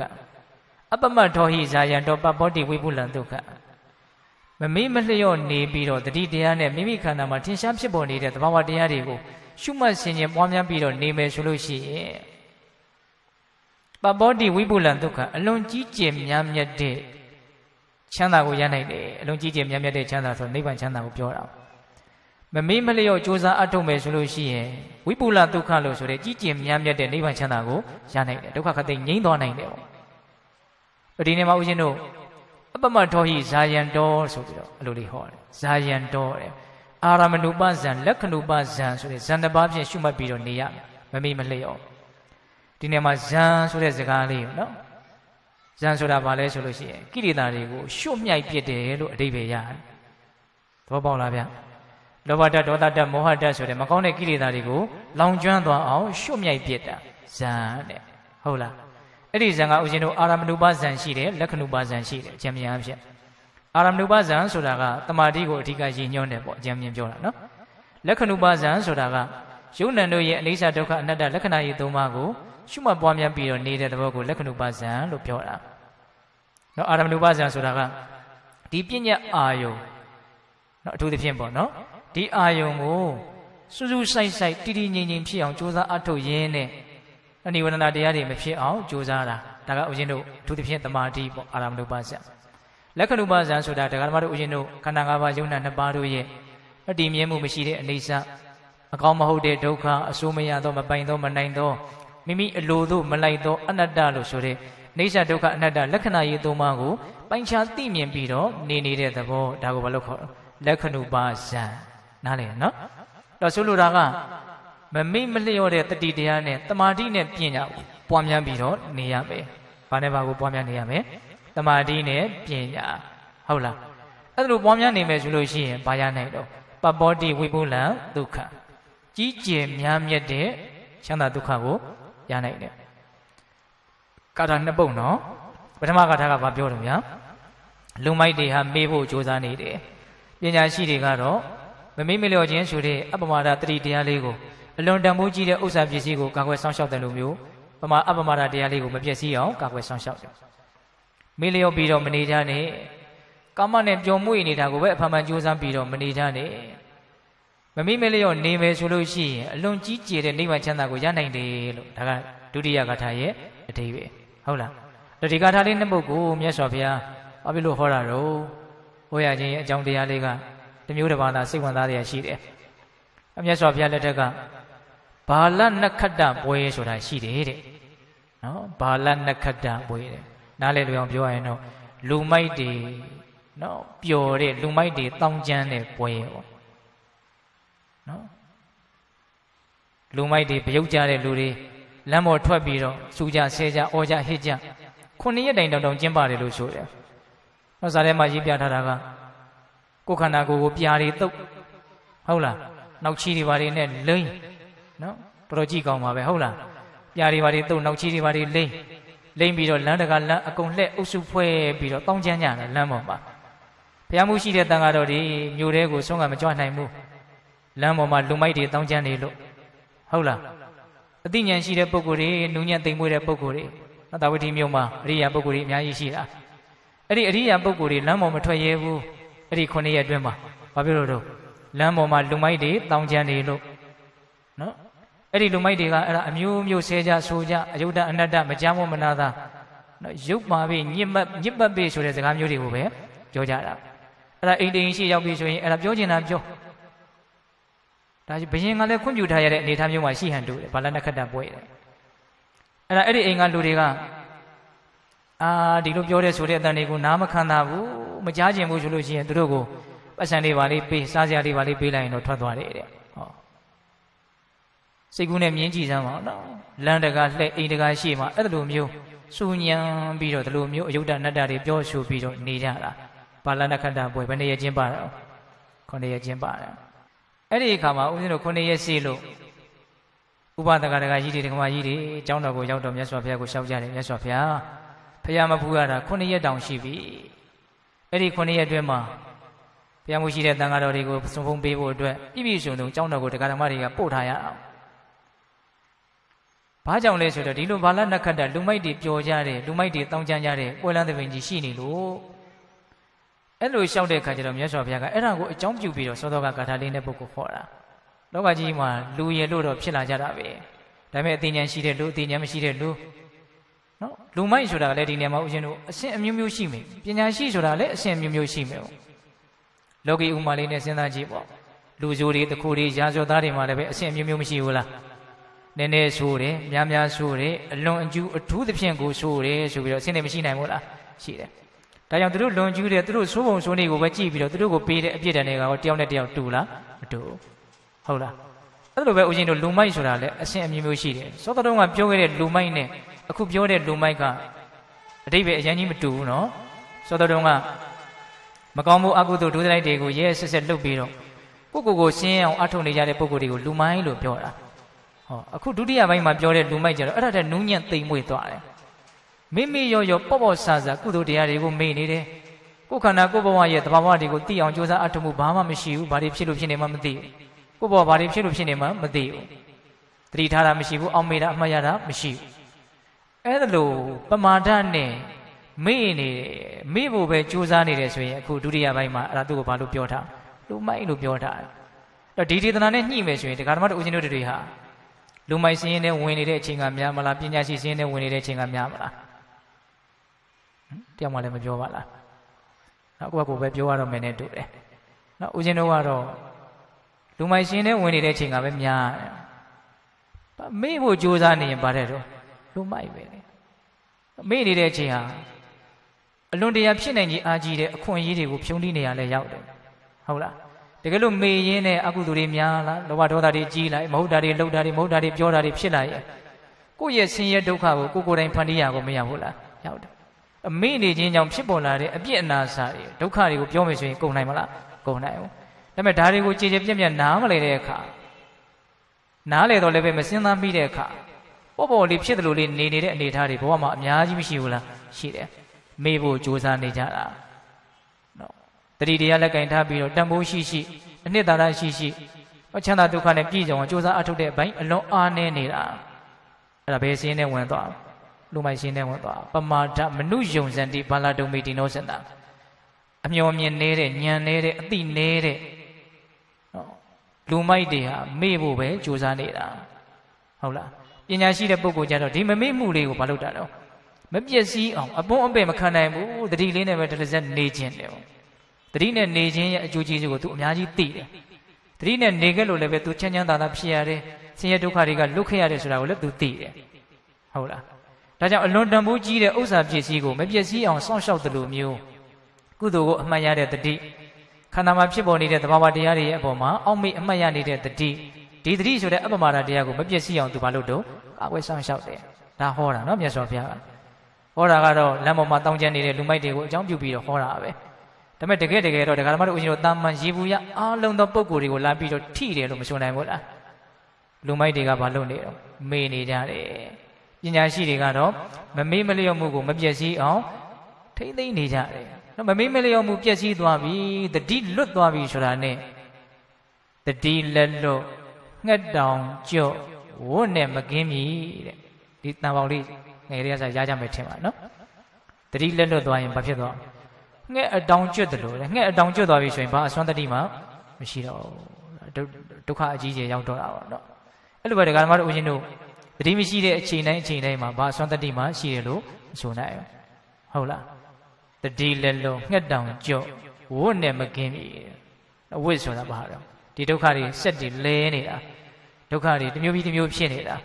ာနော်ကိလေသာဖြစ်လိုက်ကံဖြစ်လိုက်ဝိပါကဆိုတဲ့အကျိုးပေးတွေဖြစ်လိုက်အဲ့ဒီအကျိုးပေးတွေကလည်းကိလေသာဖြစ်လိုက်ကံဖြစ်လိုက်အကျိုးပေးဖြစ်လိုက်ဆိုပြီးတော့ကိလေသာဆက်ကမ္မဆက်ဝိပါကဆက်ဒီဆက်ကြီး၃ဆက်လဲနေတာကိုဘာဖြစ်လဲဝိလေတယ်လို့ခေါ်တာဟုတ်လားတတ္တဝါတိုင်းဘာဖြစ်နေတာလဲလို့မေးရင်ဝိလေနေကြတာဒါပေမဲ့လူတွေကခဲသူများကိုမနှိမ့်ဆက်နဲ့သူများကိုမပြောနဲ့ဝိလေတတ်တယ်ဟောနော်သူတို့လူတွေသုံးလုံးနဲ့ဝိလေတယ်ဆိုတဲ့အသုံးလုံးကအလွန်နေပဲကျင်းမြောင်းနေပေါ့တကယ်ဝိလေတယ်ဆိုတာကလူတိုင်းဘာဖြစ်နေလဲဝိလေနေတယ်ဘာဝိတေလဲနေတာကိလေသာဝကမ္မဝဝိပါကဝဝိပါကဆိုတာရှင်းတော့ကကိုပြုခဲ့တဲ့ကံတရားတွေကြောင့်ရရှိထားတဲ့အကျိုးရလတ်အခုရနေတဲ့အကျိုးယုံနံဒါဝိပါကဝလို့ခေါ်တယ်ဟုတ်လားဘာလို့ဒါရတာတော့ကိလေသာကိုအကြောင်းပြုပြီးတော့ကံတရားတွေပြုခဲ့လို့ရတာအဲ့ဒီဝိပါကဝစက်ကြီးလဲနေတဲ့အချိန်မှာအတွေ့အကြုံရတဲ့အခြေအနေမျိုးမြင်ကြခြင်းအနတ်နေရခြင်းရသာရခြင်းအတွေ့အထိတွေရခြင်းတွေးကြံခြင်းဆိုတဲ့ဒီအာယုန်တွေတွေ့လာတဲ့အခါမှာဒါတွေကိုမှန်မှန်ကန်ကန်သိအောင်ကြိုးစားအထောက်မှုမရှိတဲ့အခါမှာဒါတွေရဲ့ပုံမှန်ဆွဲလန်းတဲ့မမောတွေဟာမကျင်တဲ့ဖူးကျင်တဲ့ဒါမျိုးတွေဖြစ်လာအဲ့ဒါမှဖြစ်တာကိလေသာဝဝိပါကဝကနေကိလေသာဝကိုဆက်ပြီးတော့လဲသွားစီတာကိလေသာဖြစ်ပြီးဆိုရင်လောဘဒေါသအလျော်ဆိုတာတွေးမယ်ပြောမယ်လုံမယ်ဆိုတော့ကံတရားတွေအလုတ်တွေဖြစ်ဘာစကြီးလဲသွားဆက်ပြီးကမ္မဝဆိုလဲသွားနော်ကိလေသာဝဆိုတဲ့မတိမှုလိုချင်မှုဒီတရားနှလုံးအဓိကနော်အဝိဇ္ဇာတဏ္ဍအဲ့ဒါကိုအကြောင်းပြုပြီးတော့ကမ္မဆက်ဆိုတဲ့ကာယကံမှုဝစီကံမှုမနောကံမှုတနည်းအားဖြင့်ဒုစရိုက်မှုသူစရိုက်မှုဆိုတဲ့ဒီကံတရားဒီအလုတ်တွေဟာဆက်လက်ပြီးတော့ဖြစ်ပေါ်လာတယ်အဲ့ဒါကြောင့်အကျိုးရလတ်ဆိုတဲ့ယုံနဲ့တရားတွေကဆက်ပြီးတော့မဖြစ်ဘူးလားဖြစ်တယ်ဒါတွေဟာဆင်ဆက်မပြတ်ဆက်ဆိုတဲ့သဘာဝအတိုင်းဘာဖြစ်နေလဲပတ်နေတယ်အဲ့ဒါကိုမပြောတာတော့ဝတ်လေတယ်လို့ပြောတာရှိသူတော်ကောင်းကြီးတွေကပြောတဲ့စကားကအလွန်တရာမှအနှစ်ကများလွန်းတယ်ပေါ့နော်သိတီးမှုအားကြီးတယ်ပေါ့တရားလက်လွတ်ငှက်တောင်ကျွတ်ဝတ်နဲ့မကင်းမီဆိုအဲ့ဒါပဲဟုတ်လားဒါကြောင့်မေ့ပြီးတော့နေခြင်းဒီအလွန်အပြစ်နာစာများတယ်ဆိုတာကိုသိတဲ့အတွက်ကြောင့်သူတော်ကောင်းကြီးတွေကပညာရှိတဲ့ပုဂ္ဂိုလ်တွေကမမေ့ဖို့ကြိုးစားတယ်မမေ့ဖို့အားထုတ်တယ်မမေ့မလျော့ကြိုးစားအားထုတ်မယ်ဆိုလို့ရှိရင်ပပောတိဝိပုလံဒုက္ခအလွန်ကြီးကျယ်မြတ်တဲ့အကျိုးကျေးဇူးချမ်းသာတဲ့ချမ်းသာမှနိဗ္ဗာန်ဆိုတဲ့တရားတို့တရားမြတ်ကိုတော့မရနိုင်ဘူးလားရနိုင်တယ် ဒီကထာလေးနှစ်ပုဒ်နော်ဒါကြောင့်ပိဿပေါင်းတော်ကောင်းတို့ဒီဒုတိယပိုင်းမှာလူမိုက်ဆိုတာဘလို့လူလေပညာရှိဆိုတာဘလို့လူလေလူမိုက်ဆိုတာမေ့ဖို့ကြိုးစားနေတဲ့လူဝါမေ့နေကြတဲ့လူတွေပညာရှိဆိုတာကတော့မမေ့ဖို့ကြိုးစားနေတဲ့လူတွေမမေ့မလျော့မှုကိုမပြည့်စည်အောင်ကာကွယ်စောင့်ရှောက်ထိန်းသိမ်းနေတဲ့လူတွေမမေ့အောင်ကြိုးစားနေကြတာဟုတ်လားဒါကြောင့်ဦးဇင်းတို့ပိဿပေါင်းတော်ကောင်းတို့မမေ့အောင်ကြိုးစားအထုတ်ပြီးတော့နေကြဖို့မလိုဘူးလားလိုပါတယ်ဒီနေရာမှာဦးဇင်းတို့မမေ့ဘူးဆိုတာကအကျဉ်းမြတ်နှစ်မျိုးတော့နေကုန်းချုပ်လေးပြောခြင်းတယ်ဒါနမှုသီလမှုဘာဝနာမှုဆိုတဲ့ကောင်းမှုကုသိုလ်ကိုမမေ့တဲ့တတိတရားအပမဒါတရားဆိုတာလည်းရှိတယ်ဘယ်ကုသိုလ်ပဲဖြစ်ဖြစ်မေ့နေရင်မဖြစ်ဘူးဟုတ်လားငါလှုပ်အောင်မှဖြစ်မယ်ဒါလေးကငါ့ကိုအကျိုးရှိတယ်မဲ့အလုပ်လှုပ်ခွင့်ရှိတုံးလေးကိုလှုပ်အောင်မှဖြစ်မယ်ဒါတန်ဖိုးရှိတဲ့လှုပ်လှုပ်တဲ့လှုပ်မြင့်မြတ်တဲ့အလုပ်အစရှိတဲ့ဖြင့်ကောင်းမှုကိုတတိယ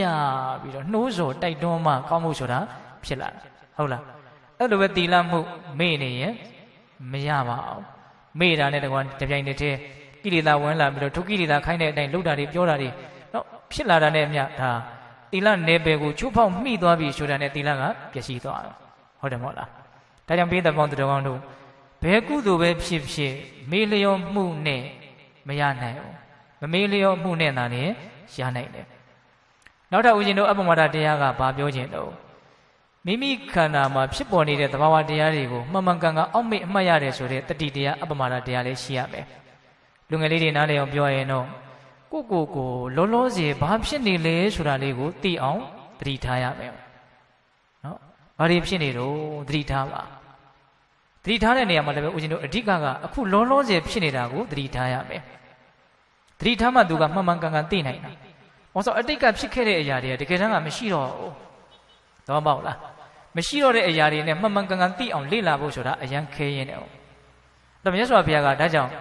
အတိတ်ဆိုတာပြီးခဲ့ပြီ။အတိတ်ဆိုတာပြီးခဲ့ပြီမရှိတော့ဘူး။ဒါကြောင့်အတိတ်နဲ့ပတ်သက်ပြီးတော့တွေးတောပူပန်နေတာမျိုးမဖြစ်ရအောင်။နော်အနာဂတ်ဆိုတာရောက်မလာသေးဘူး။ဒါကြောင့်အနာဂတ်နဲ့ပတ်သက်ပြီးတော့လည်းပဲတွေးတောပူပန်ကြောက်ကြတာတွေမလုပ်ရဘူး။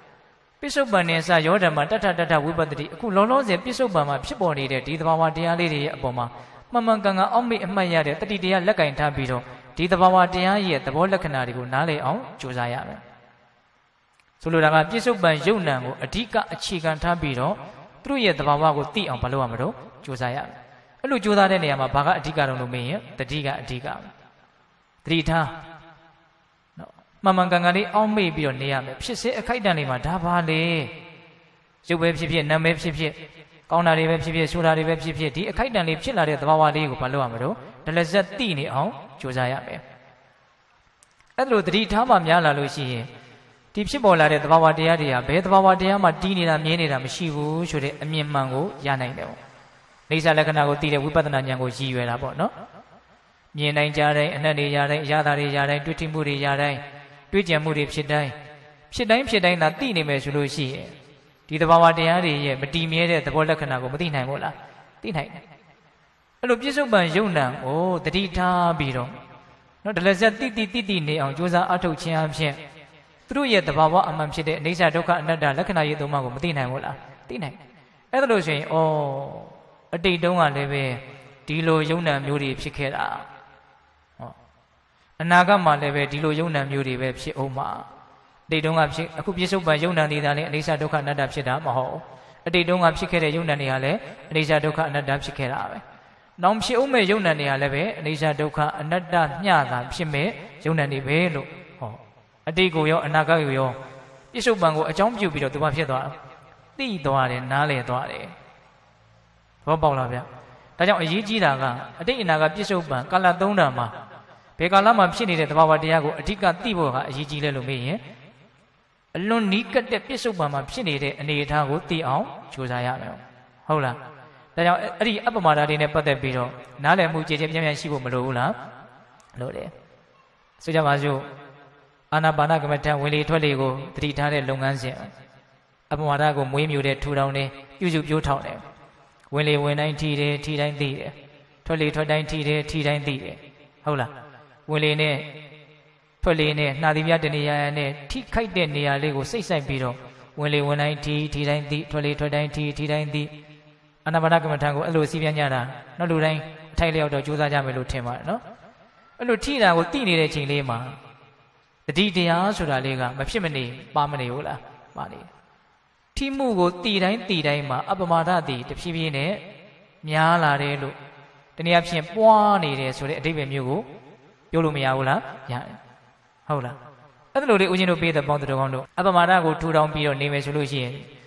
်ဒီဒလဇက်တည်နေတဲ့တတိယစွမ်းအားကြောင့်ဒီထိမှုတိမှုသဘောတို့ရဲ့မတည်မြဲတဲ့သဘောလက္ခဏာဟုတ်လားစာတုံးကတော့ဝင်လေတစ်ခုတည်းမှာထိတဲ့သဘောဟာတစ်ခုတည်းပဲလို့ထင်တာပေါ့ထွက်လေတစ်ခုတည်းမှာလည်းပဲထိမှုသဘောဟာတစ်ခုတည်းပဲလို့ထင်တာပေါ့နော်နောက်တတိအားကောင်းလာပြီဆိုလို့ရှိရင်ဝင်လေတစ်ခုအတွင်းမှာကိုပဲထိမှုသဘောတွေဟာတတိပြီးတတိစဉ်ဆက်မပြတ်အများကြီးဖြစ်ပေါ်သွားတယ်ဆိုတာကိုသူသိနိုင်တယ်ထွက်လေတစ်ခုအတွင်းမှာလည်းပဲထိမှုသဘောတွေဟာတတိပြီးတတိစဉ်ဆက်မပြတ်ဖြစ်ပေါ်သွားတယ်ဆိုတာကိုသူနားမလည်နိုင်ဘူးလားနားလည်နိုင်တယ်တော့အရင်တတိကြောက်ပြက်ပြီးမှနောက်တတိဆက်ပြီးတော့ဖြစ်တယ်ဆိုတာကိုလည်းသူနားလည်တယ်ဟုတ်လားစဉ်းစားကြည့်နော်ဒါတွေဟာဘာလဲလို့မေးရင်အနိစ္စလက္ခဏာကိုတဖြည်းဖြည်းနဲ့နားလည်စားပြုလာတာပေါ့အဲ့ဒါဘယ်သူကြောင့်အဲ့လိုနားလည်တာတော့သိတာတော့လို့မေးရင်အပမာဒဆိုတဲ့တတိတရားကြောင့်ဟုတ်လားဒါကြောင့်တတိထားနေခြင်းအပြင်အလွန်တရာမှတန်ဖိုးကြီးမားတဲ့ဝိပဿနာဉာဏ်ဆိုတာကိုလည်းရနိုင်တယ်အဲ့ဒီဝိပဿနာဉာဏ်ရင့်ကျက်လာပြီဆိုလို့ရှိရင်စောစောကပြောခဲ့တဲ့သစ္စာလေးပါးကိုထွတ်ထွင်းပြီးတော့သိတဲ့အရိယာမဲ့ဉာဏ်ဆိုတာတော့မရနိုင်ဘူးလားရနိုင်တယ်ဘဝဟာဒုက္ခဖြစ်တယ်ဆိုတာကိုမှန်မှန်ကန်ကန်ထွတ်ထွင်းသိပြီးတော့ဆုံးဖြတ်ချက်ကိုပြီးပြင်းခိုင်ခိုင်မာမာချနိုင်တယ်ပေါ့လောဘဒီဒုက္ခဖြစ်ခြင်းရဲ့အကြောင်းတရားဆိုတာကိုလည်းထွတ်ထွင်းပြီးတော့ပြီးပြင်းရှင်းရှင်းလင်းလင်းသိမယ်လောဘချုပ်ခြင်းဒီဒုက္ခချုပ်ခြင်းဆိုတာကိုလည်းပဲနိရောဓသစ္စာကိုလည်းပဲမျက်မှောက်ပြုရမယ်မဂ္ဂသစ္စာကိုပွားများခြင်းဒီဒုက္ခချုပ်ရသို့ဆက်ရောက်စေတတ်တဲ့တခုတည်းသောအကျင့်လမ်းကြောင်းဖြစ်တယ်ဆိုတာကိုလည်းပဲပိုင်းပိုင်းခြားခြားသိမယ်ပေါ့ဟုတ်လားအဲ့လိုမျိုးဦးဇင်းတို့ပေးတဲ့ပေါင်းတော်သစ္စာလေးပါးကိုသာထွတ်ထွင်းပြီးတော့သိမယ်ဆိုရင်အလွန်ကြီးကျယ်မြတ်မြတ်တဲ့ဝိပုလဒုက္ခဆိုတာကိုမရနိုင်ဘူးလားရနိုင်တယ်ဒါကြောင့်မြတ်စွာဘုရားကမဟာပမာဒမနုယုံကြည်ထမေ့ခြင်းကိုဖန်ဖန်ကြိုးစားမနေနဲ့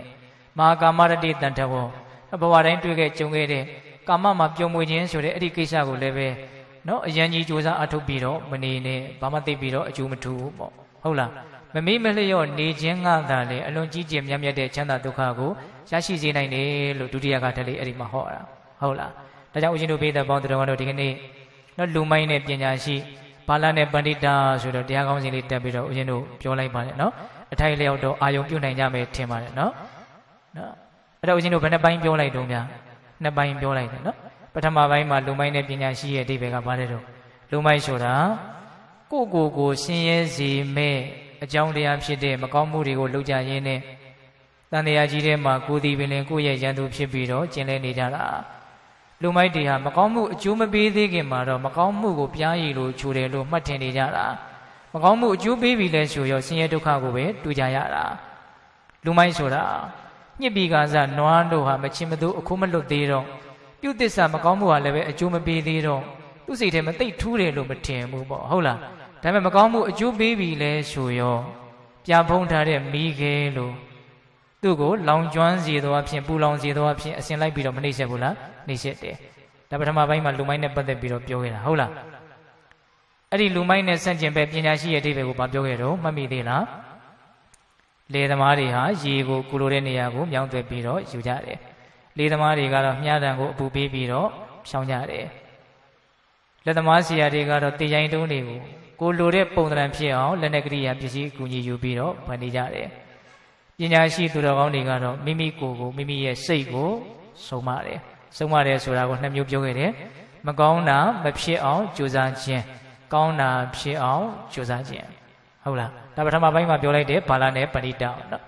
်ဒုတိယပိုင်းမှာပြောလိုက်တဲ့ဘာလနဲ့ပဏိတကဘယ်လိုလဲတော့လူမိုက်တွေဟာမေ့ဖို့ကြိုးစားနေတယ်ပညာရှိတွေကတော့မမေ့ခြင်းကိုပဲမပျက်စီးအောင်စောင့်ရှောက်ထိမ့်သိမ့်နေတယ်ဥမာအလွန်တန်ဖိုးကြီးမားတဲ့ယတနာဥစ္စာပစ္စည်းကိုမပျက်စီးအောင်ကွာကွယ်ဆောင်ရှောက်တယ်လို့မျိုးဟုတ်လား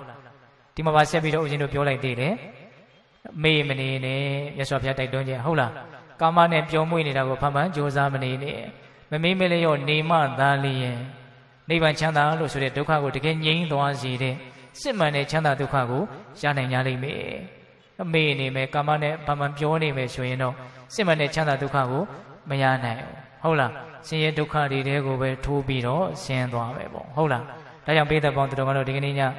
ပါဠိနဲ့ပဏိတာ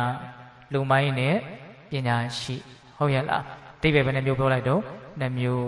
းဒါကြောင့်ပိဿပေါင်းတော်ကောင်းတို့လူမိုင်းရဲ့အနေအထားမျိုးကနေတဖြည်းဖြည်းပညာရှိရဲ့အနေအထားမျိုးကိုတက်လှမ်းနိုင်ကြဖို့မလိုဘူးလား လို့လေနော်အဲ့ဒါလိုတက်လန်းကျင်တယ်ဆိုလို့ရှိရင်အဓိကဘာရှိရမလဲအပမာဒဆိုတဲ့တတိတရားလက်ကင်ထားရမှာနော်တတိရှိလို့ရှိရင်မကောင်းတာပြုဖြစ်တယ်ဆိုတဲ့အနေထားတဖြည်းဖြည်းနဲ့နည်းသွားမှာဟုတ်လားကောင်းတာပြုဖြစ်တယ်ဆိုတဲ့အနေထားလည်းတဖြည်းဖြည်းနဲ့များလာပါနော်ဒါကြောင့်တတိရှိခြင်းသည်အရာအလုံးကောင်းမြတ်တဲ့ဘက်မှာမပြည့်စည်စေနိုင်ဘူးလားပြည့်စည်စေနိုင်တယ်ဒါကြောင့်ဘေးတော်ပေါင်းတော်တို့သည်အပမာဒဆိုတဲ့တတိတရားလက်ကင်ထားပြီးတော့မိမိကိုကောင်းကောင်းဆုံးမနိုင်တဲ့ပညာရှိတွေဖြစ်နိုင်ကြပါစေအပမာဒတရားလက်ကင်ထားပြီးတော့အလွန်ကြီးကြီးမြတ်မြတ်တဲ့နိဗ္ဗာန်ချမ်းသာကိုရအောင်အထောက်နိုင်ကြတဲ့သူတော်ကောင်းတွေဖြစ်ကြပါစေလို့ဦးဇင်းတို့ဆန္ဒပြုပြီးတော့မေတ္တာပို့ရင်းဖြင့်တရားပွဲဓမ္မသဘင်ကိုဆုံးသက်ကြရအောင်နော်